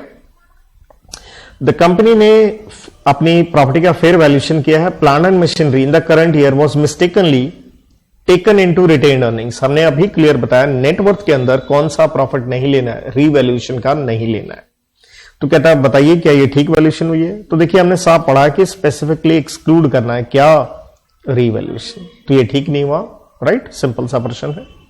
अब टर्नओवर 2 सबसेक्शन 91 में मैंने सिंपल आपको कोड की दी थी, टोटल रेवेन्यू जो पैसा आया जो आप P&L में दिखाते हो, कहां से, SSD, S फॉर सेल का हो, सप्लाई का हो या डिस्ट्रीब्यूशन, किसका, GS का, G for goods, S for services, जो कंपनी ने दी है कब, फाइनेंशियल ईयर में, राइट। कहानी आगे बढ़ती है। सबसेक्शन 2 देखिए अभी तक 9 सबसेक्शन है, मैं बता दूं सिर्फ एक सबसेक्शन किया पहला। इतनी देर लगा के लेक्चर लंबा रहेगा, शांति से सुनते जाइए, राइट भैया। वेलकम टू ये पढ़ा के ऐसे, और पढ़ाने के बाद देखिए हैंड रिटन में आप लिखते हैं, याद हो जाता है, 1 पेज में हो जाता है, और मैं कोशिश करता हूं बड़े कम समय में भी वो हो। अब जब आप प्रिंटेड यूं पढ़ाते हैं तो साहब समझ रहे होंगे आप, समय भी एक्स्ट्रा लगता है। और सोचिए पेपर से पहले हैंड रिटन हो 1 पेज में, मस्त 10 मिनट में तैयार हो गया। किताब पढ़नी हो तो सवारी अपने सामान के आप जिम्मेवार है। बोर्ड रिपोर्ट में हमने कहा था CSR के बारे में डिस्क्लोजर देना होता है, ये तो पढ़ा था हमने बोर्ड रिपोर्ट में, बस यही लिखा है कि आप बताइए CSR कमेटी में कॉम्पोजिशन बताइए, जो अभी हमने पढ़ा 3 अगर इंडिपेंडेंट हो, वरना 2। सबसेक्शन 3 कहता है भाई CSR कमेटी की क्या ड्यूटीज होंगी, रेड विद रूल नंबर 5। कहता है CSR कमेटी, भूलिए मत कौन है उसके अंदर, सर डायरेक्टर है, उनका काम है बनाना, बना के देना, किसको, बोर्ड को, क्या, एक पॉलिसी। जैसे मैंने बताया हमने कुछ एक्टिविटीज करनी है, कहां दे रखी है, शेड्यूल नंबर 7 में दे रखी है 12 एक्टिविटी, कि वो ये एक्टिविटीज हम करेंगे, इस तरह से करेंगे और इस इलाके में करेंगे, ये वाली एक्टिविटी करेंगे एज पर शेड्यूल 7। ध्यान दीजिए कमेटी नीचे है सर, किसके, बोर्ड के, बोर्ड में से कुछ डायरेक्टर उठाए थे ना, तो अंत में बोर्ड ने निर्णय लेने हैं, बोर्ड को पॉलिसी बना के दीजिए आप। तो बोर्ड को आपने पॉलिसी बना के देनी है। आइए पॉलिसी का भी डेफिनेशन देख लेते हैं पहले। CSR पॉलिसी तो एक स्टेटमेंट है जिसके अंदर आपकी अप्रोच या आपकी direction given by the board of a company taking into account recommendations of committee. मतलब अंत में पॉलिसी को अप्रूव कौन करेगा, बोर्ड, लेकिन रिकमेंड किसने किया था, कमिटी ने। यह है definition. and includes general principles for selection, implementation and monitoring of activities as well as formulation of annual action plan। तो पॉलिसी का मतलब ही क्या है, कहां पैसे लगाने हैं, सिलेक्शन, किस तरह से लगाने हैं, इंप्लीमेंटेशन, उसको कौन संभालेगा उस प्रोजेक्ट को, मॉनिटरिंग, और हर बरस लगाना है 2% तो प्रॉफिट का होगा ना, तो हर बरस का ये एनुअल एक्शन आपने क्या लेना है, प्लान लेना है। कहानी आगे बढ़ती है, हम पढ़ रहे हैं subsection 3 duties of CSR committee. पहला हो गया अरे भैया पॉलिसी बना करके आप दीजिए किसको, बोर्ड को, और रिकमेंड करें कितना खर्चा आपने करना है। सर वो तो आपने बताया था 2% प्रॉफिट पे, तो वो तो कम से कम है ना, ज्यादा कर लो चाहे, हमें क्या है। और साथ में इस पॉलिसी को टाइम टू टाइम क्या करना है, मॉनिटर। जैसे आप बच्चे पढ़ रहे हैं, एक होता है मैकेनिकल पढ़ना, रोज का लेक्चर देखते जा रहे हो और पीछे क्या लग रहा है, कांटा लगा, हाई लगा, नहीं लगना चाहिए साहब, क्या फायदा फिर से पढ़ने का। तो मॉनिटर करना हमेशा जिम्मेवारी होती है। जैसे फॉर एग्जांपल नेटवर्थ या टर्नओवर आज आया, मैंने तो कई बार पहले ही पढ़ा है, बट फिर भी मैं तो पढ़ा रहा हूं ना आपको। यही है मॉनिटरिंग, जो चीज पढ़ी है उसको रिकॉल वैल्यू दो। रूल 5 सब रूल 2 ये कहता है जब ये आपकी पॉलिसी बनेगी, शेल इंक्लूड द फॉलोइंग, कि पॉलिसी के अंदर पॉलिसी बना रहे हो तो ये चीजें हो। पहली बात हमने कह दिया था, एक्टिविटीज का हो, एरिया का हो, या सब्जेक्ट कैसे हो, शेड्यूल 7 वाले हो, किस तरह से काम करना है जो भी आपका प्रोजेक्ट या प्रोग्राम होगा, किस तरह से आप पैसा कैसे कैसे आप लगाते जाओगे, तो नॉर्मल सी बातें हैं। कैसे मॉनिटर एंड रिपोर्ट करना है, डिटेल ऑफ, ये बढ़िया पॉइंट है, इंपैक्ट असेसमेंट। इंपैक्ट क्या होता है, मैं आपको पढ़ा रहा हूं, आपको एक लाइन नहीं समझ में आ रही, तो इंपैक्ट क्या है, नेगेटिव है ना। सेम वे किसी एक्टिविटी में आप पैसा लगा रहे हो, हॉस्पिटल में लगाया, एजुकेशन में लगाया, तो उसका समाज को क्या फायदा मिला, इसे कहते हैं इंपैक्ट असेसमेंट। तो कहते हैं ये भी आपने पॉलिसी में देखना है। तो आपको लगे अगर इंपैक्ट अच्छा नहीं है, अरे बदल लीजिए ना अपना प्लान, तो बोर्ड डिसीजन ले लेगा, आप कभी भी बदल सकते हैं, नो डाउट। उसके पीछे एक रीजनेबल क्या होनी चाहिए, जस्टिफिकेशन जरूरी है। कहानी आगे बढ़ती है और इसके साथ आ गए हैं हम सब सेक्शन 4 के अंदर। देखिए सब सेक्शन 3 में क्या था, ड्यूटीज थी कमेटी की। अब साहब किसकी है, कलर मैंने डिफरेंट रखा है, बोर्ड की ड्यूटीज, राइट, रेड विद कई रूल हैं, 7, 8, 9, मेनली 9। कहता बोर्ड ने क्या करना है, जैसे कमेटी ने अपना वो पॉलिसी आपको दिया था, रिकमेंडेशन जो आपको भेजी थी, वो अप्रूव करेंगे उसे पॉलिसी को, राइट। और अप्रूव करने के बाद वो अपनी बोर्ड रिपोर्ट के अंदर भी उसके बारे में लिखेंगे।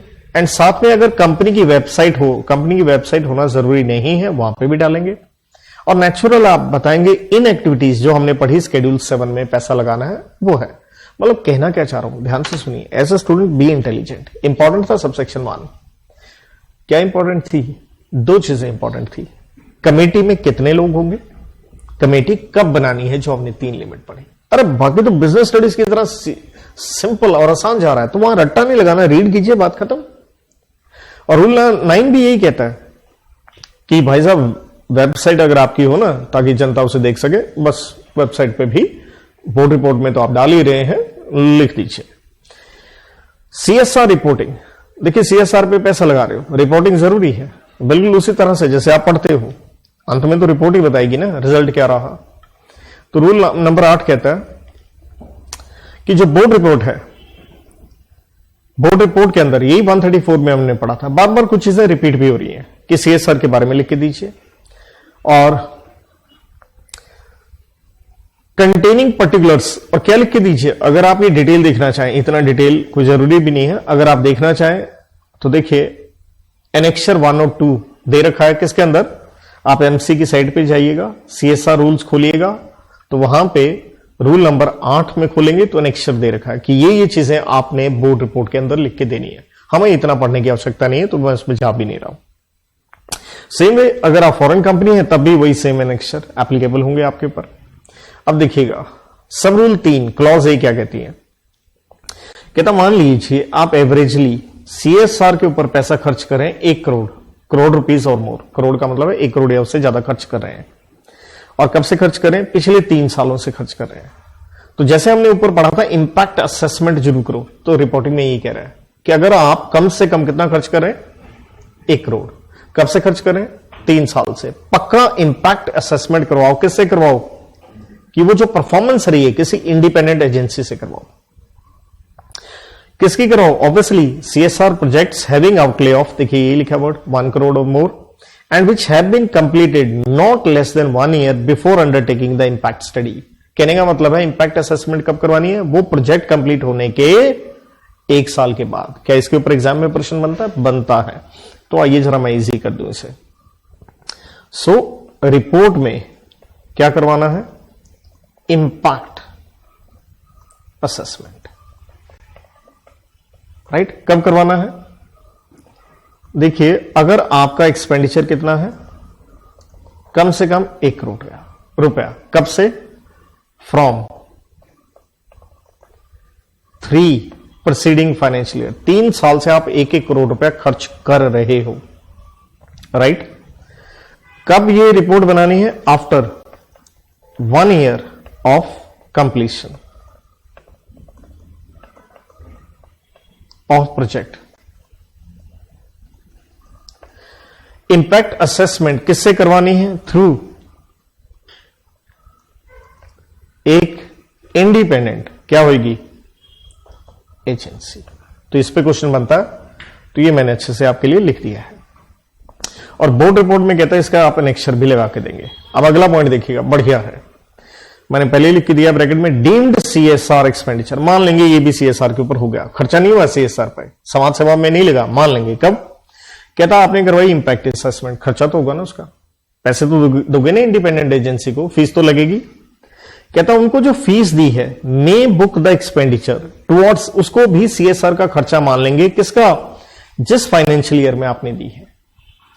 लेकिन कहता वो फीस कितना मानेंगे सीएसआर खर्चा? ज्यादा से ज्यादा, कहता which shall not exceed 5% of CSR expenditure of that financial year, या 50 लाख रुपए, whichever is less. Sir कुछ नहीं समझ में आया, आना भी नहीं चाहिए। देखिए, मान लीजिए जो आपका करंट फाइनेंशियल ईयर है, आपने इसमें फीस दी है,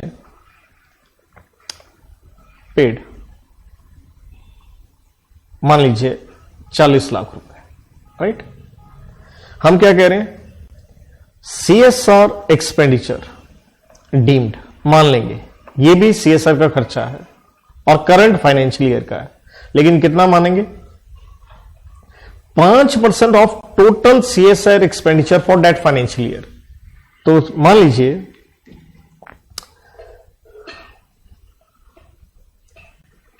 करंट फाइनेंशियल ईयर में हमने जो बजट बनाया, वो जो 2% के हिसाब से कि सीएसआर पे पैसे लगाने हैं, लेट्स से ये लगाने 2 करोड़।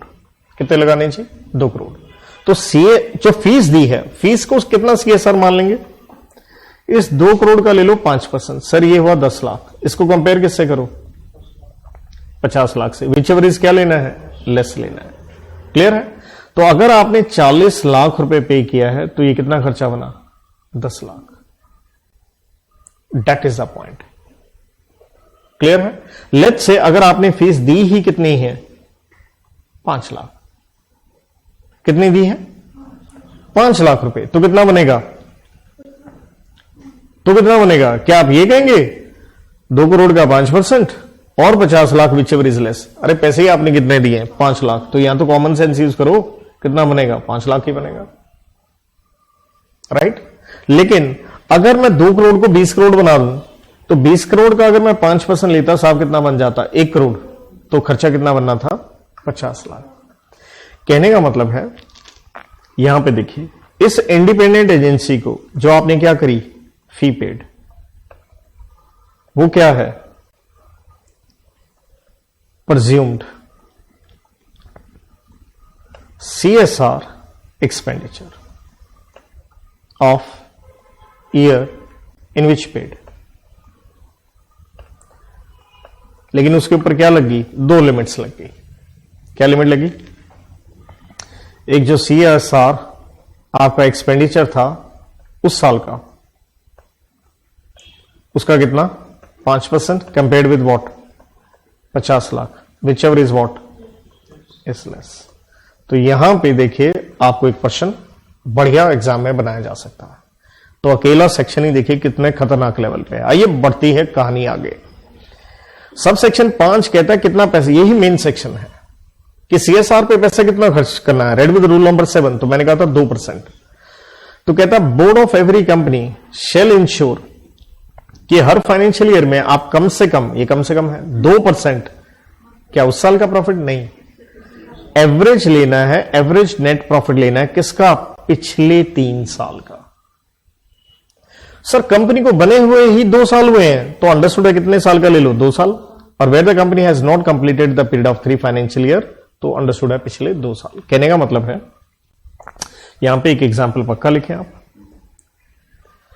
करंट फाइनेंशियल ईयर में क्या करना है? CSR स्पेंडिंग कितनी होगी?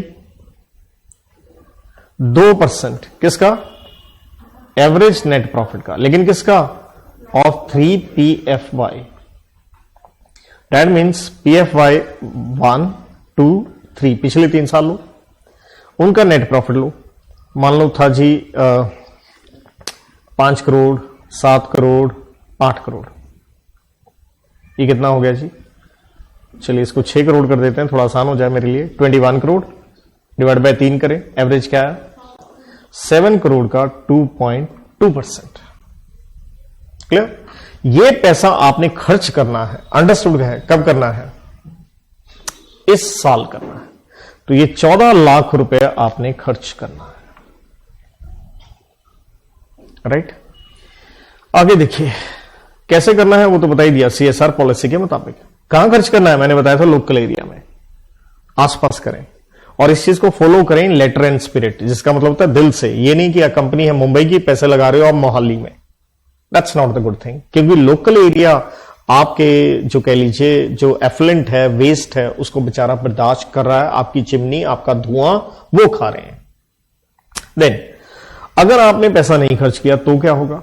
देखिए पेनल्टी तो अलग बात है, वो बाद में देखेंगे। आप खर्च नहीं कर पाए तो कहता है एक तो बोर्ड रिपोर्ट जो बनी थी 134 में, उसमें कारण बताओ। उसमें क्या बताओ? कारण क्यों नहीं खर्च किया। साथ में कहता है जो अनस्पेंट अमाउंट है, unless unspent amount relates to ongoing project. Sir ये क्या है? एक बार इसे इग्नोर मार दो। कहता अगर आपने पैसा नहीं खर्च किया तो वो ट्रांसफर कर दो एक फंड में, जो कहां दे रखा है? शेड्यूल नंबर 7 में। कोई भी फंड, जैसे हमने पढ़ा था क्लीन गंगा फंड, स्वच्छ भारत कोष, कहीं भी डाल दो आप। कब डालो? 6 महीने के भीतर भीतर, साल के खत्म होने के बाद।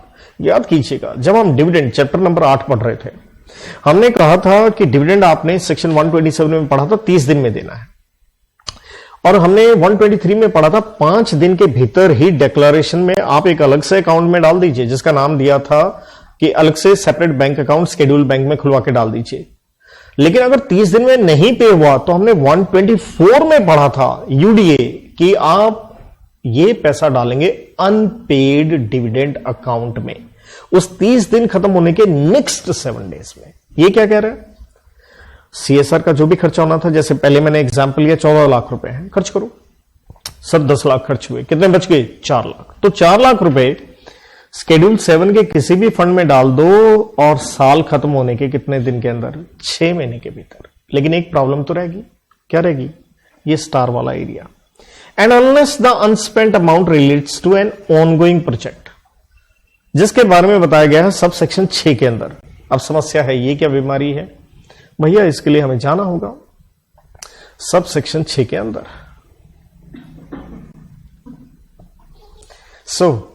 सब सेक्शन 6 आपका डील करता है, ये रहा read with rule number 10 अनस्पेंट CSR account, read with rule number 21I ongoing project. तो हमने क्या देखा? शेड्यूल 7 के किसी भी फंड में डाल दो 6 महीने में, लेकिन वो नहीं देखना है अगर ये पैसा अनस्पेंड है ऑनगोइंग प्रोजेक्ट से रिलेटेड। आइए पहले ऑनगोइंग देख लें। ऑनगोइंग का मतलब क्या है? एक मल्टी ईयर प्रोजेक्ट है, कई साल जिसको कंप्लीट होने में लगते हैं, जैसे अस्पताल की बिल्डिंग बना रहे हो आप। हैविंग, और कहता कम से कम जिसमें हैविंग टाइमलाइन, ये मत देख लीजिएगा कि 3 साल या उससे ज्यादा, नॉट एक्सीडिंग 3 years है। बहुत बढ़िया जबरदस्त पॉइंट है। ज्यादा से ज्यादा 3 साल का प्रोजेक्ट, ये नहीं 50 साल चल रहा है जी हमारा प्रोजेक्ट। अरे भैया CSR कब करोगे? तो 3 साल के अंदर कंप्लीट करो, excluding the financial year in which it was commenced. तो 3 साल में जिस साल काम स्टार्ट किया वो नहीं लेना। And shall include such project that was initially not approved as a multi year project but whose duration extended beyond 1 year by the board. मतलब स्टार्टिंग में मल्टी ईयर नहीं था, लेकिन बाद में क्या बना दिया है? मल्टी ईयर बना दिया है। तो आइए, ये था ऑनगोइंग प्रोजेक्ट, ज्यादा से ज्यादा 3 साल, लेकिन जिस साल स्टार्ट हुआ वो साल हमने नहीं लेना। कहता अगर ऑनगोइंग प्रोजेक्ट है तो ये जो हम कह रहे थे रिमेनिंग अनस्पेंट अमाउंट, क्योंकि कितना पैसा खर्च करना कहां पड़ गए थे, सबसेक्शन 5 में 2% वाला। कहता अगर ये ऑनगोइंग प्रोजेक्ट से रिलेटेड है तो ये आपने ट्रांसफर करना है कितने दिन के भीतर, अरे भैया 30 दिन के भीतर। कहां से, फाइनेंशियल ईयर, वरना टाइम पीरियड क्या था बच्चों, 6 महीने था। राइट, यहां पे हमें चार्ट चाहिए। एक स्पेशल अकाउंट खुलवाओ, कहां, शेड्यूल्ड बैंक, जिसकी डेफिनेशन हमने 2 सबसेक्शन 80 में पढ़ी थी।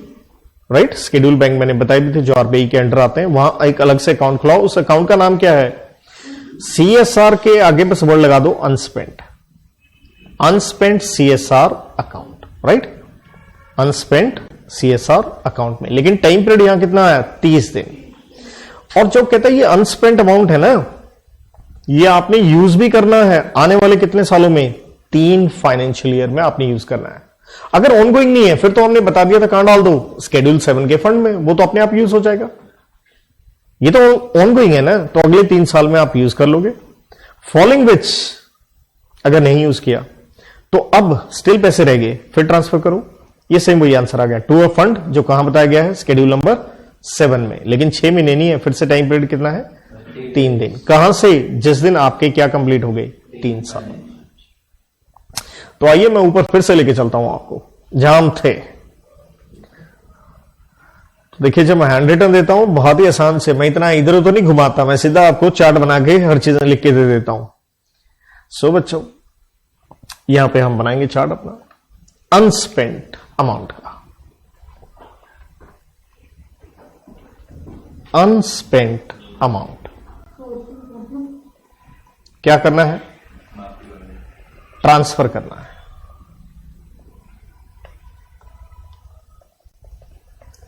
कितनी सिचुएशंस हैं, 2 बताई मैंने आपको। एक कौन सी बच्चों, ऑन गोइंग प्रोजेक्ट, दूसरा क्या कहेंगे, और नोट, नहीं ऑन गोइंग, नहीं है। आंसर बड़ा सिंपल था, कहां ट्रांसफर करेंगे, पहली बात विद इन 6 मंथ्स। कहां से बेटा, एंड ऑफ फाइनेंशियल ईयर। किसके अंदर ट्रांसफर करेंगे, टू शेड्यूल 7 के फंड में डाल दीजिए, बात खत्म। राइट, और अगर ऑनगोइंग प्रोजेक्ट है तो आप ट्रांसफर करेंगे किसमें, एक क्या खुलवाओ, स्पेशल अकाउंट। कहां पे, शेड्यूल्ड बैंक में खुलवाओ। क्या नाम दोगे इसका, अनस्पेंट सीएसआर अकाउंट।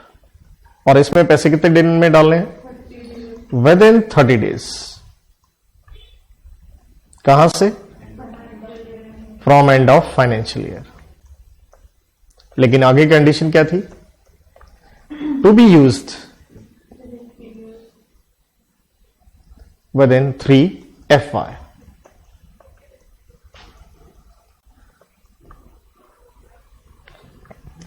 स्टिल अगर क्या है, अनयूज्ड है, तो क्या होगा, ट्रांसफर। अब कहां ट्रांसफर करेंगे, शेड्यूल 7 के फंड में। कितने दिन में, विद इन 30 डेज। कहां से, of end of 3rd financial year. लेकिन समस्या तो एक और पेंडिंग है, क्या आप बताइए, ऑन गोइंग प्रोजेक्ट का मतलब क्या था, सोचिए।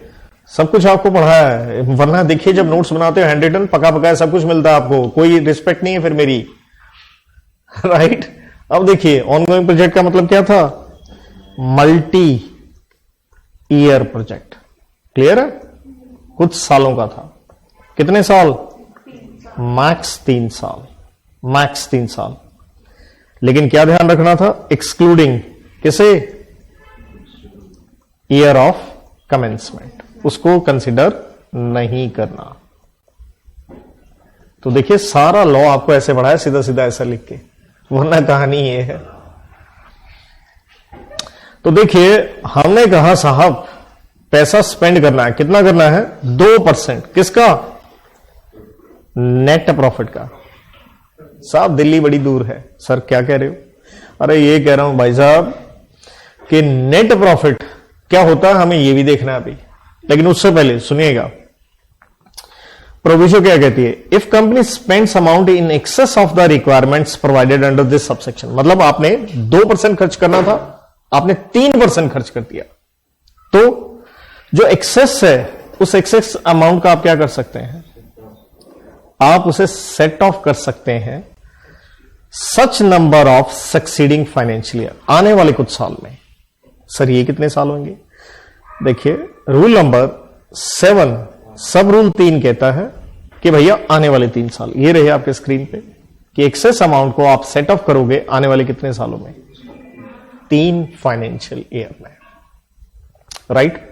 लेकिन कहानी फिर एक और है, प्रॉफिट कैसे निकालना है? क्या अकाउंट्स में जो निकालते हैं वैसे निकालना? कहता नेट प्रॉफिट आप निकालेंगे कैसे? नॉर्मल अकाउंट्स में नहीं, जैसे 198 में निकालते हैं। सर 198 हम कहां पढ़ते हैं? बेटा आप अकाउंट्स की क्लास में आप एक टॉपिक पढ़ते हैं फाइनल अकाउंट्स ऑफ कंपनीज, याद कीजिए, और उसी के अंदर आप एक सब कंसेप्ट पढ़ते होते हैं मैनेजरियल रेम्युनरेशन, कुछ याद है? जहां ज्यादा से ज्यादा हम कहते थे आप दे सकते हैं 11% किसका, नेट प्रॉफिट का। तो वहां नेट प्रॉफिट निकालने का एक फॉर्मूला था, क्लियर है? जहां जीपी से लेकर के कुछ हम ऐड माइनस किया करते थे, वैसे निकालना है, नॉर्मल नहीं निकालना।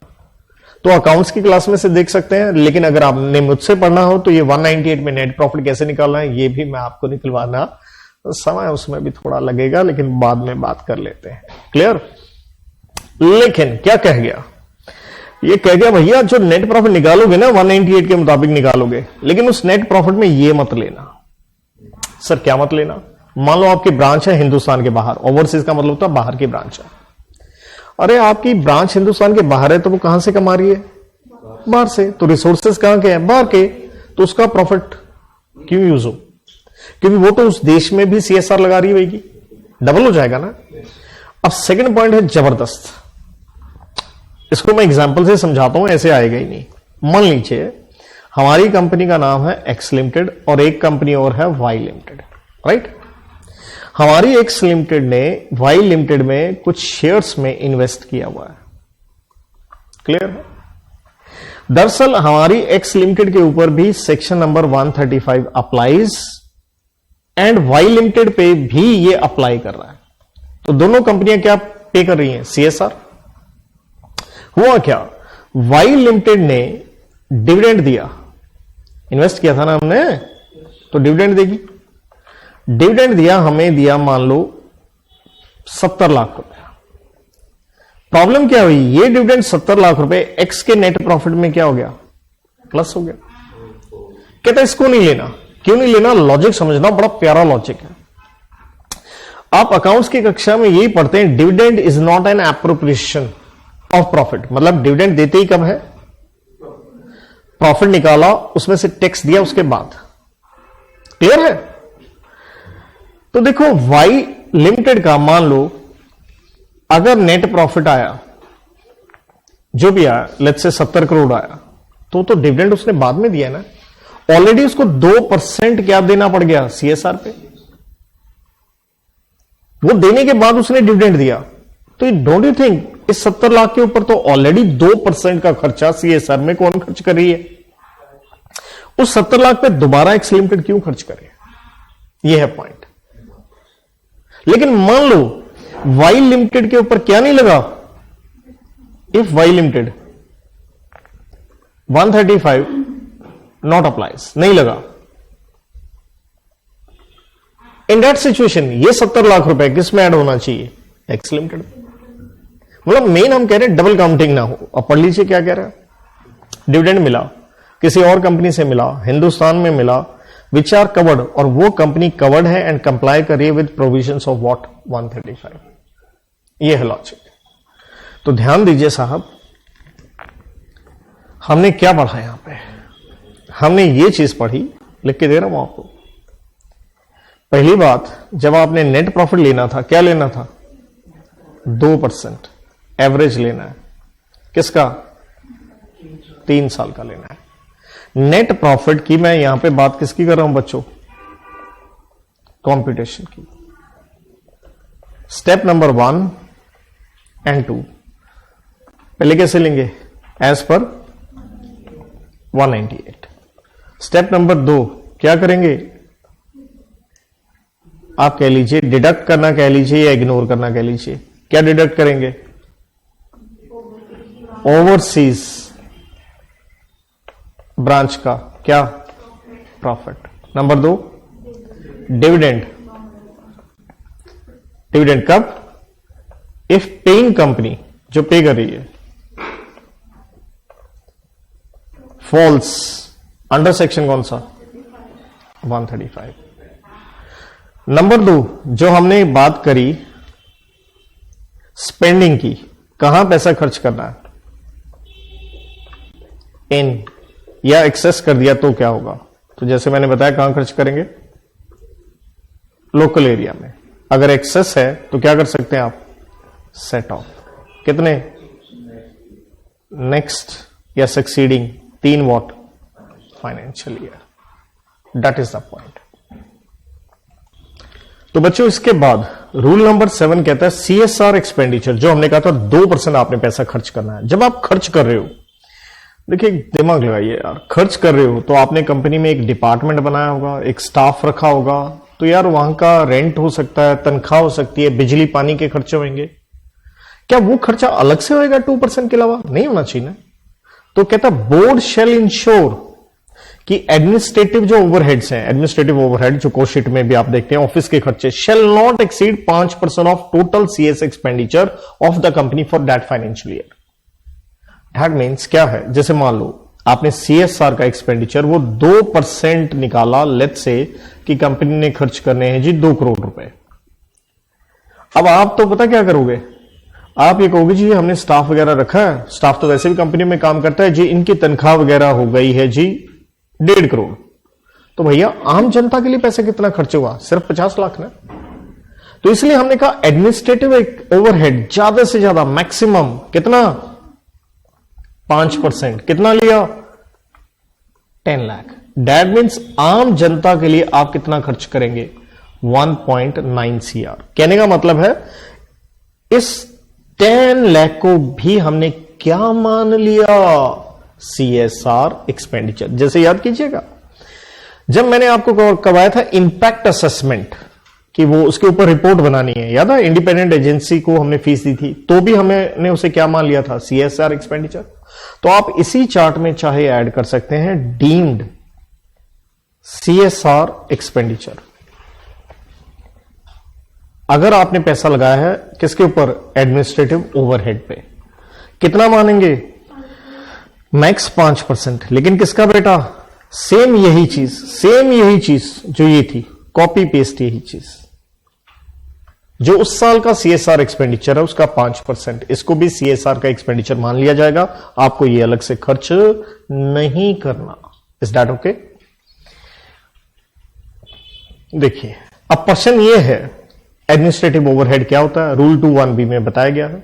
नॉर्मल कोई बात है जो मैंने कहा था, ऑफिस ओवरहेड होते हैं, जनरल मैनेजमेंट एंड एडमिनिस्ट्रेशन।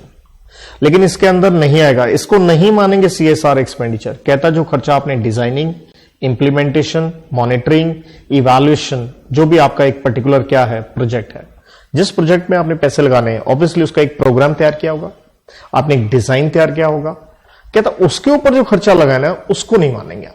तो मैं ये कहूंगा थोड़ा सा इस चीज को लेके चलिएगा कि इंस्टीट्यूट का कोई पता नहीं, इसके ऊपर कोई क्वेश्चन बना दे, वैसे बनाएगा नहीं मुझे लगता नहीं, लेकिन रिलाई नहीं कर सकते हम।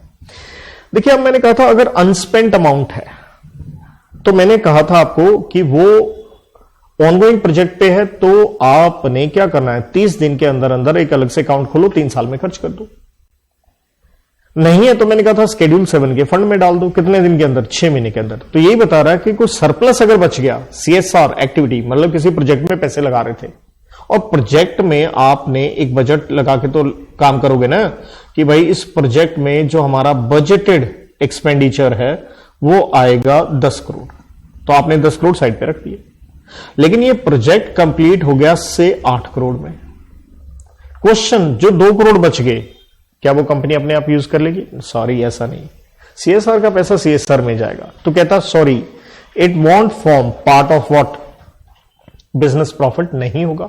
इसे दोबारा से आप इसी कार्य में लगाइए, या जैसे मैंने पढ़ाया था अनस्पेंट सीएसआर अकाउंट में डाल दीजिए, आने वाले 3 साल में यूज कर लो, या जैसे मैंने बताया था शेड्यूल 7 के फंड में डाल दो 6 महीने के अंदर अंदर, राइट। यहां अनस्पेंट में हमने बताया था 30 दिन के अंदर अंदर। क्लियर? मतलब उसको आप यूज नहीं कर सकते हो, that is the main point. Set of की हम पहली बात कर चुके हैं। अब एक बढ़िया पॉइंट और आ रहा है, कहता हुआ क्या, सीएसआर में आपने क्रिएट किया या खरीद लिया क्या? Capital asset. कैपिटल एसेट सारे जानते हो, फिक्स एसेट। जैसे मान लो आपने मशीनें खरीद ली, कैपिटल एसेट हो गया ना, इक्विपमेंट हो गया, राइट। आपने बिल्डिंग बना दी इस काम के लिए, कैपिटल एसेट हो गया ना। तो कहता अगर कैपिटल एसेट के ऊपर खर्चा हुआ है तो हम तो आपको बेनिफिट दे ही रहे हैं कि उसको सीएसआर का खर्चा मानेंगे, लेकिन वो बिल्डिंग वगैरह किसके नाम पे करवाओगे? तो यहां पे रूल कहता है कि ये आप किसके नाम पे करवाओगे? एक सेक्शन 8 कंपनी के नाम पे। सेक्शन 8 तो याद ही होगा आपको, नॉट फॉर प्रॉफिट, मतलब ये कंपनी का एसेट नहीं बनेगा भैया, सोचो मेरा एसेट हो गया बाद में यूज कर लेंगे किसी और काम में, सॉरी। या कोई भी रजिस्टर्ड पब्लिक ट्रस्ट, आम जनता के बेनिफिट के लिए, या रजिस्टर्ड सोसाइटी जिसके ऑब्जेक्ट क्या है, यही चैरिटेबल वगैरह हो, राइट, और उसने प्रॉपर रजिस्ट्रेशन नंबर भी ले रखा है। या beneficiaries of said CSR project, जैसे मान लो आपने ओल्ड एज होम बनवा रहे हो, क्लियर है? तो मान लीजिए ओल्ड एज होम में कौन है सर? सीनियर सिटीजन्स हैं। तो क्या करो, ये सीनियर सिटीजन क्या होंगे? इसे कहते हैं बेनिफिशियरी। इनके बेनिफिट के लिए बना रहे हो। अगर सेक्शन 8 कंपनी के नाम पे नहीं करवाना, किसी रजिस्टर्ड ट्रस्ट के नाम पे नहीं करवाना, तो इनके नाम पे करवा दो, कैपिटल एसेट, राइट।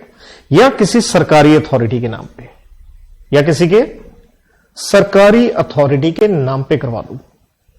सर ये सरकारी अथॉरिटी क्या होती है? रूल 2(1)J कहता है, इसका मतलब है, पहली बात ये डिफाइंड है under section 2(H) of right to information act में, जिसका मतलब है कोई भी अथॉरिटी या बॉडी या इंस्टीट्यूशन जो कि बना है हमारे देश के संविधान के मुताबिक, या सेंट्रल गवर्नमेंट ने पार्लियामेंट के लॉ के मुताबिक, या स्टेट गवर्नमेंट के लॉ के मुताबिक, स्टेट लेजिस्लेचर, क्लियर, उसके द्वारा कोई भी आपने अथॉरिटी, पब्लिक अथॉरिटी बताई है, तो उसके नाम पे करवा दो। तो मेन हमने क्या देखा, आप कैपिटल एसेट में पैसा लगा सकते हो, लेकिन नाम किसके करना है? किसी चैरिटेबल ऑब्जेक्ट वाली कंपनी, सेक्शन 8 या बेनिफिशियरी या पब्लिक अथॉरिटी के नाम पे करवा दीजिए। देन दरअसल ये रूल्स लागू होते हैं 22 जनवरी 2021 से। कहता अगर इससे पहले अगर आपने कोई कैपिटल एसेट खरीदा था 22 जनवरी 2021, क्योंकि अमेंडमेंट रूल्स आए थे, पहले ये इस तरह से पॉइंट नहीं था, तो कहता आप 182 डेज के अंदर, 182 दिन के अंदर, कहां से? 22 जनवरी से आप कंप्लायंस करो। कंप्लायंस का मतलब है वो कैपिटल एसेट किसके नाम पे करवाओ? सेक्शन 8 कंपनी, बेनिफिशियरी या पब्लिक अथॉरिटी पे। लेकिन हां, हम आपको 90 डेज का यहां पे क्या दे सकते हैं? एक्सटेंशन, 90 दिन का एक्सटेंशन यहां आपको दिया जा सकता है। तो इसमें इतना कोई बड़ा रट्टे वाला या पेपर में आने वाली बात नहीं है। देखिए एग्जाम्पल है, जैसे एक सेट ऑफ हमने कहा था कि अगर आपने एक्सेस पैसे खर्च कर दिए हैं तो आने वाले 3 साल में आप एडजस्ट कर सकते हैं। जैसे यहां कह रहा है आप एक लिस्टेड कंपनी हो, टर्नओवर 1200 करोड़ है, टर्नओवर 1200 करोड़ है तो कमेटी तो बनानी पड़ेगी। तो कहता कंपनी ने फाइनलाइज किया प्रोजेक्ट और कंपनी ने कहा हम पैसे खर्च करेंगे 5%, तो सीधा सीधा दिख रहा है 2% की रिक्वायरमेंट थी लीगल, आप 3% ज्यादा लगा रहे हो, तो कोई टेंशन नहीं है। वो जो एक्सेस पैसा है आप आने वाले कितने साल? 3 साल में उसे एडजस्ट कर सकते हो। ये हमने पहले ही पढ़ा। देखिए अनस्पेंट अमाउंट, सब सेक्शन 6 हम पहले पढ़ाए थे, ऑनगोइंग प्रोजेक्ट ये वो। सब सेक्शन 7 आपके सामने है पेनल्टी। पेनल्टी है 2 लोगों के ऊपर, एक कंपनी के ऊपर और एक है ओआईडी के ऊपर, every officer who is in default. कहता है पेनल्टी किस बात की है? अगर आपने कंप्लायंस नहीं किया सब सेक्शन 5 का या 6 का। देखिए ये हमने किस पे पढ़ा था? वो जो नेट प्रॉफिट का 2% और ये अनस्पेंट अमाउंट वाले, ये 2 सेक्शन जो थे, सिर्फ 2 सब सेक्शन के डिफॉल्ट की बात कर रहा है। तो कहता पेनल्टी होगी जितना आपने अमाउंट ट्रांसफर करना था शेड्यूल 7 में, ये हो गया ना अनस्पेंट वाला, जितना ट्रांसफर करना था, या हमने क्या खोला था? अकाउंट खोला था अनस्पेंट वाला, तो जितना इस फंड में या अकाउंट में पैसे डालने थे उसके 2 गुना पेनल्टी लगेगी कंपेयर्ड विद 1 करोड़ रुपया विच एवर इज लेस, मतलब ज्यादा से ज्यादा 1 करोड़ की जितने पैसे ट्रांसफर करने थे या 1 करोड़ रुपया। और ओआईडी के ऊपर क्या है, ओआईडी के ऊपर कम लगती है, 2 गुना नहीं है, सिर्फ 10% है। जो आपने पैसा चाहे शेड्यूल 7 के फंड में डालना था या अनस्पेंट वाले अकाउंट में डालना था, कंपेयर्ड विद 2 लाख रुपए विच एवर इज लेस, ज्यादा से ज्यादा 2 लाख। ये स्टार पेनल्टी है, आप इसे छोड़ नहीं सकते, मैं पहले बता दूं। देन सब सेक्शन 8 कहता है सेंट्रल गवर्नमेंट क्या दे सकती है, कुछ डायरेक्शंस किसी भी कंपनी को जो उन्हें ठीक लगती है, ताकि कंप्लायंस इस सेक्शन का हो सके किसी भी कंपनी को, कुछ नहीं है इसके अंदर सब सेक्शन 8 में। देन सब सेक्शन 9, मैं इसे स्टार कहता हूं जी। सर आप तो सब कुछ ही स्टार कहते हो, नहीं नहीं अच्छा है। ये क्या कहता है, आपको कमेटी बनाने की जरूरत ही नहीं। याद करो हमने कहा था कमेटी कब बनानी, जब 3 लिमिट में आ गए, net profit 5 crore, net worth 500 crore, turnover 1000 crore. अब हम कह रहे कमेटी नहीं बनानी, सर हम तो लिमिट में है, अरे तब भी नहीं बनानी। कहता अगर सब सेक्शन 5 में, क्या था सब सेक्शन 5 में, वो 2% की लिमिट, कहता वो 2% जब हमने कंप्यूट किया ना, वो अमाउंट अगर निकल के आया है मैक्सिमम कितना, तो बड़ा ही कम पैसा है, 50 लाख आजकल क्या होता है भाई कंपनियां खर्च करें। कहता कोई कमेटी बनाने की आपको जरूरत नहीं है। सर फिर कमेटी नहीं बनाएंगे, क्या पैसे भी नहीं खर्च करने, वो तो करने पड़ेंगे।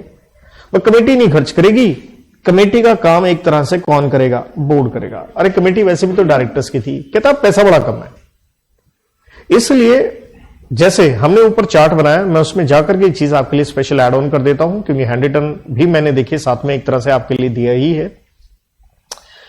तो देखिए ये हम बात कर रहे थे कॉम्पोजिशन की, ये मैंने यहां आपको चार्ट बना के दिया था। इसी के साथ देखिए मैं ब्रैकेट में लिख देता हूं नॉन एप्लीकेबिलिटी, कमेटी बनाने की जरूरत ही नहीं है। कब, if max, if amount is कितना, ज्यादा से ज्यादा 50 lakh, as per 135 sub section कौन सा बेटा 5, कि वो 2% निकाल के पैसा ही 5 लाख आया। कमेटी नहीं चाहिए, बोर्ड क्या कर लेगा, बीओडी टू स्पेंड, कह लो बोर्ड ही वो पैसा क्या कर देगा, खर्च करेगा, मैनेज करेगा।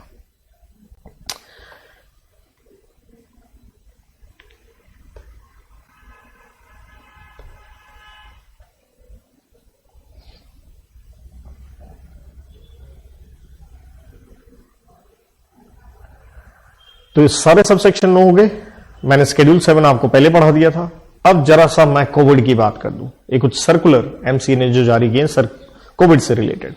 तो बस ये बताया कि कोविड के ऊपर पैसे लगाओगे, वो एक सीएसआर का काम है। चाहे वो स्टार्टिंग में जब कोविड आया था 23 मार्च 2020 की नोटिफिकेशन आई, बाद में 21 की आई, फिर दोबारा आ गई। तो जैसे जैसे आपको याद ही होगा कोविड बढ़ता गया, तो इवन उस दौरान आपने देखा खास करके दिल्ली में कितना बुरा हाल हुआ था। मेक शिफ्ट हर जगह पे, चंडीगढ़ हो, बॉम्बे हो, अलग से टेम्परेरी अस्पताल पे भी अगर आपने पैसा लगाया वो भी कोविड केयर ही है, राइट। तो ये पढ़ नहीं रहा हूं, सिंपल सी बात है। अब सीएसआर का पैसा कैसे खर्च करें, रूल नंबर 4 कहता है, देखिए जैसे मैंने कहा था कंपनी अपनी एनर्जी अपना काम छोड़ के सीएसआर पे लग जाए क्या, साधु संत हो जाएगा। आप एंटरप्रेन्योर हो, आप एंटरप्रेन्योर से सोशलप्रेन्योर हो जाओगे। अरे पैसा नहीं आएगा तो खर्च कहां से करोगे, क्लियर है। तो कोई टेंशन नहीं है, सरकार ने कहा चाहे आप ऐसे खुद खर्च कर लो या किसी को दे दो, वो कर देगा। सर किसको दे दें, जैसे हमने ऊपर बात करी थी कैपिटल एसेट में सेक्शन 8 कंपनी, रजिस्टर्ड ट्रस्ट, उनको दे सकते हो। तो कहता है या तो सेक्शन 8 कंपनी को दे दो, या जैसे हमने पढ़ा था पब्लिक ट्रस्ट, रजिस्टर्ड सोसाइटी वगैरह, राइट, जो कि इन सबको रजिस्ट्रेशन करवानी होती है कंपनी इनकम टैक्स एक्ट में, जो कि एक कंपनी है, आप बने हो। या कहता है कंपनी है अगेन सेक्शन 8 में बनी है, लेकिन किसने बनाई है, चाहे सेंट्रल गवर्नमेंट ने बनाई हो चाहे स्टेट गवर्नमेंट ने बनाई हो। या कहता कोई एंटिटी है, किसने बनाई है, अगेन सेंट्रल गवर्नमेंट पार्लियामेंट ने या स्टेट लेजिस्लेचर ने, सिर्फ सेक्शन 8 नहीं लिखा, कोई भी एंटिटी, कोई भी ट्रस्ट वगैरह कह लो। या फिर कहता है कोई सेक्शन 8 कंपनी है या वही ट्रस्ट सोसाइटी वगैरह है जिसका पिछले 3 साल का क्या हो, ट्रैक रिकॉर्ड हो। जैसे यहां पे भी था, सेम पॉइंट है, section 8 public trust registered society, जो इनकम टैक्स में आप क्या है रजिस्टर्ड हो, लेकिन आपको बनाया किसने, फर्क देखना, आपको सेक्शन 8 कंपनी को किसने बनाया, एक कंपनी ने, मतलब कंपनी टू कंपनी है। यहां इस पॉइंट में क्या है कि हम ये नहीं कह रहे हैं कि कंपनी ने आगे एक कंपनी बनाई। पहले पॉइंट में हम क्या कह रहे हैं, एज ए कंपनी आप अलग से कंपनी बना लो ना CSR के काम के लिए। अब हम यहां क्या कह रहे हैं, अलग से कंपनी नहीं बना रहे हैं। कोई भी और सेक्शन 8 कंपनी थी समाज में जिसका 3 साल का क्या हो, एक अच्छा ट्रैक रिकॉर्ड हो। नेक्स्ट पॉइंट में कहता है हर एंटिटी जो इस तरह से, जैसे हम सेक्शन 8 कंपनी कह रहे हैं, वो CSR का काम करना चाहते हैं, उसको रजिस्ट्रेशन तो करवानी पड़ेगी। किसके पास? सरकार के पास, ताकि सरकार कंट्रोल करे इस चीज को। उसके लिए उसको एक फॉर्म भरना पड़ता है CSR 1, और रजिस्ट्रार के पास क्या करवानी पड़ती है, फाइलिंग। और जब फॉर्म ये भरेंगे, देखिए आपकी कमाई हो रही है, क्योंकि इसको डिजिटली वेरीफाई कौन करेगा, प्रैक्टाइजिंग CA हो, CS हो या कॉस्ट अकाउंटेंट हो। और जैसे आप रजिस्ट्रेशन करवा लेते हो, हर कंपनी को, जैसे हम कहते हैं हर कंपनी को मिलता होता है SIN, corporate identity number, incorporation पे। यहां आपको एक यूनिक CSR क्या मिल जाएगा, रजिस्ट्रेशन नंबर। तो कहने का मतलब क्या है, यहां मैं बिल्कुल ही एक छोटा सा फिर आपके लिए एक चार्ट बना दूं। इट इज वेरी इजी कि आपने पैसे कैसे खर्च करने हैं। या तो हो गया पैसे कैसे खर्च करो, सेल्फ, और क्या हो गया, थ्रू। अब थ्रू में आप क्या देख रहे हैं, it is very easy actually. पहला पॉइंट है थ्रू में section 8 company, right. Section 8 company किसकी, देखिए यहां 3 बातें हैं। सेक्शन 8 कंपनी किसकी, या ऑफ की बजाय यूं कह लीजिए एस्टेब्लिश्ड बाय, या तो किसके द्वारा, कंपनी, या आप क्या है, रजिस्टर्ड है under what, income tax act, ठीक है जी। या एस्टेब्लिश्ड बाय कौन है, सेंट्रल गवर्नमेंट या state government, right. Section 8 company कहो, या आप इसके अंदर हमने क्या कहा, कोई भी पब्लिक क्या हो, ट्रस्ट हो, या क्या हो, रजिस्टर्ड सोसाइटी हो। सभी का ये कॉमन फैक्टर पॉइंट मैंने यहां लिख के दे दिया। या सेकंड पॉइंट क्या था, सेक्शन 8 कंपनी है, क्या होना चाहिए उसका, 3 साल का ट्रैक रिकॉर्ड। और आगे क्या है, ये जो सेक्शन 8 कंपनी है, दीज टू रजिस्टर, ये अपने आप को क्या करवाएंगे, रजिस्टर, किसके पास, ROC के पास, CSR 1 फॉर्म में। और इनको क्या मिल जाएगा, एक unique CSR registration number, that's it, right. और यहां पे एक पॉइंट और डाला हूं, एनी एंटिटी, कोई और भी एंटिटी हो, किसकी हो, सरकार की।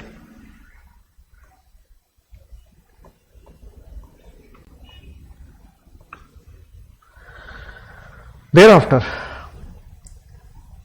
कहता कंपनी में एंगेज इंटरनेशनल ऑर्गेनाइजेशन। आप इंटरनेशनल ऑर्गेनाइजेशन को भी एंगेज कर सकते हो, डिजाइन के लिए, मॉनिटरिंग के लिए, इवैल्यूएशन के लिए, आपके जो CSR एक्टिविटी को हो, प्रोजेक्ट को हो, प्रोग्राम्स को हो, जो भी आपकी पॉलिसी है, किस तरह से हम बिल्डअप करें।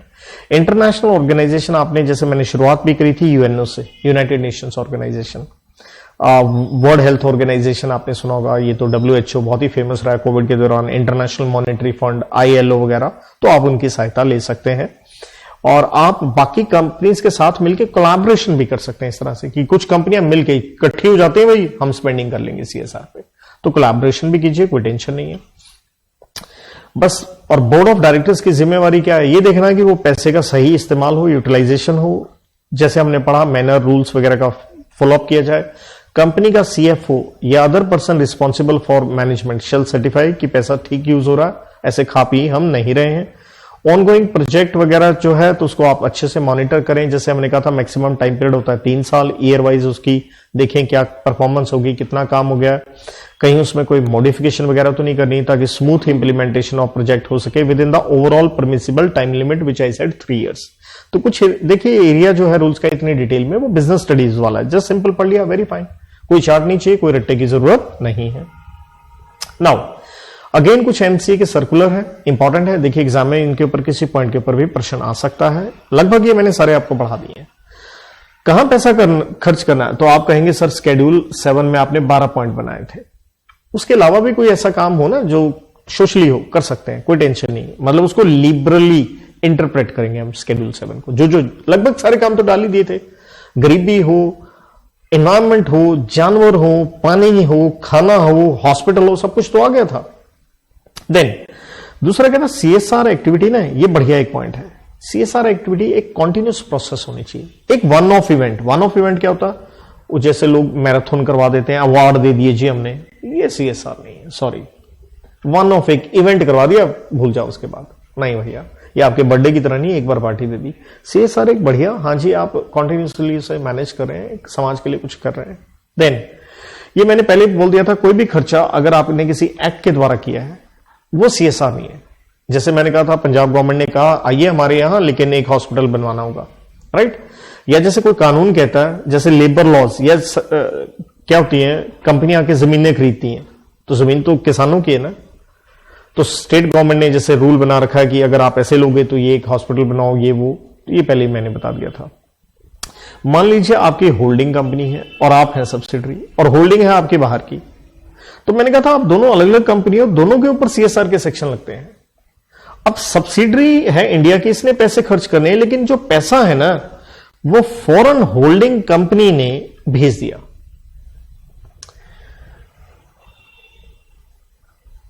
पूरा पढ़ लीजिए इसे। Expenditure incurred by foreign holding company for CSR activity in India will qualify as CSR spend of the Indian subsidiary if CSR expenditure are routed through Indian subsidiary. मतलब आपकी फॉरेन होल्डिंग कंपनी है, इसने funds भेजे CSR के लिए, किसको भेज दिए, सब्सिडरी कंपनी को। तो अगर सब फंड्स आए सब्सिडरी को और फिर इसने फर्दर क्या किया, स्पेंड किया, तो प्रश्न, क्या सब्सिडरी कंपनी ने अपना काम पूरा किया? यस किया, क्योंकि खर्च तो कौन कर रहा है, सब्सिडरी कर रही है। एक है आपकी होल्डिंग कंपनी ही खुद खर्च कर दे, तो भैया कोई और खाना खा लेना है तो मेरा पेट नहीं भर सकता, सिंपल सी वो बात है।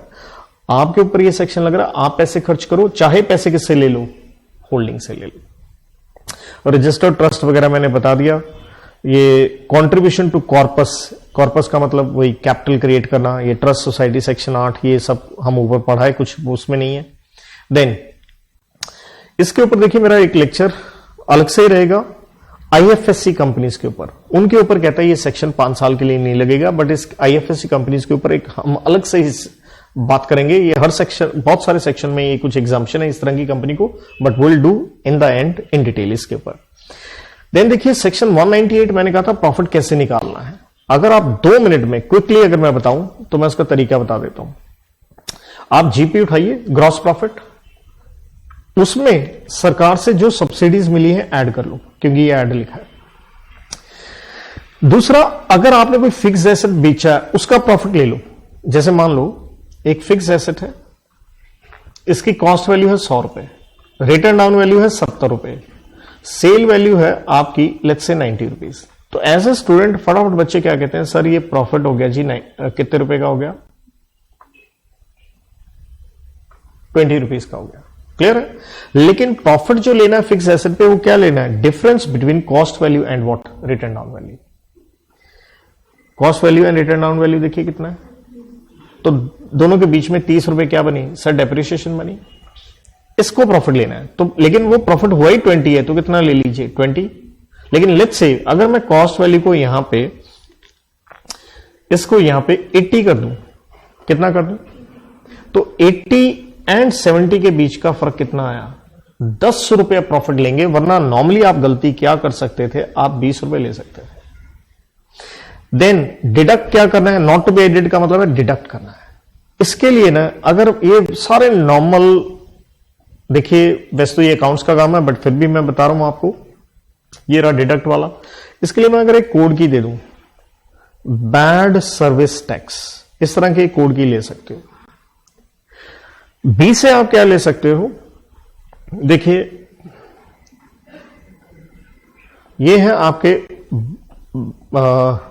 जैसे यहां पे मैं दिखा दूं, ये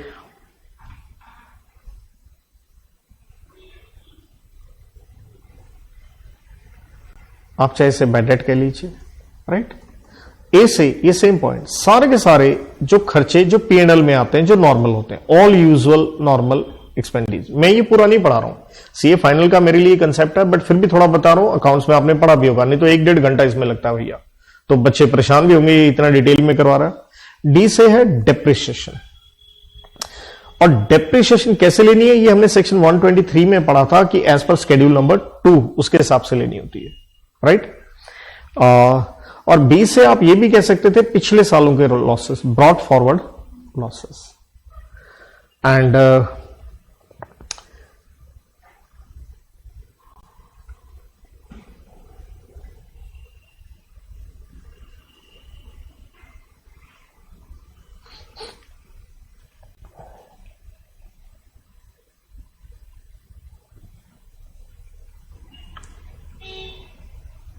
एस से आपने सुना होगा सीटिंग फीस देते होते हैं, किसको, ये जैसे लिखा है डायरेक्टर को हर बोर्ड मीटिंग अटेंड करने की फीस मिलती होती है।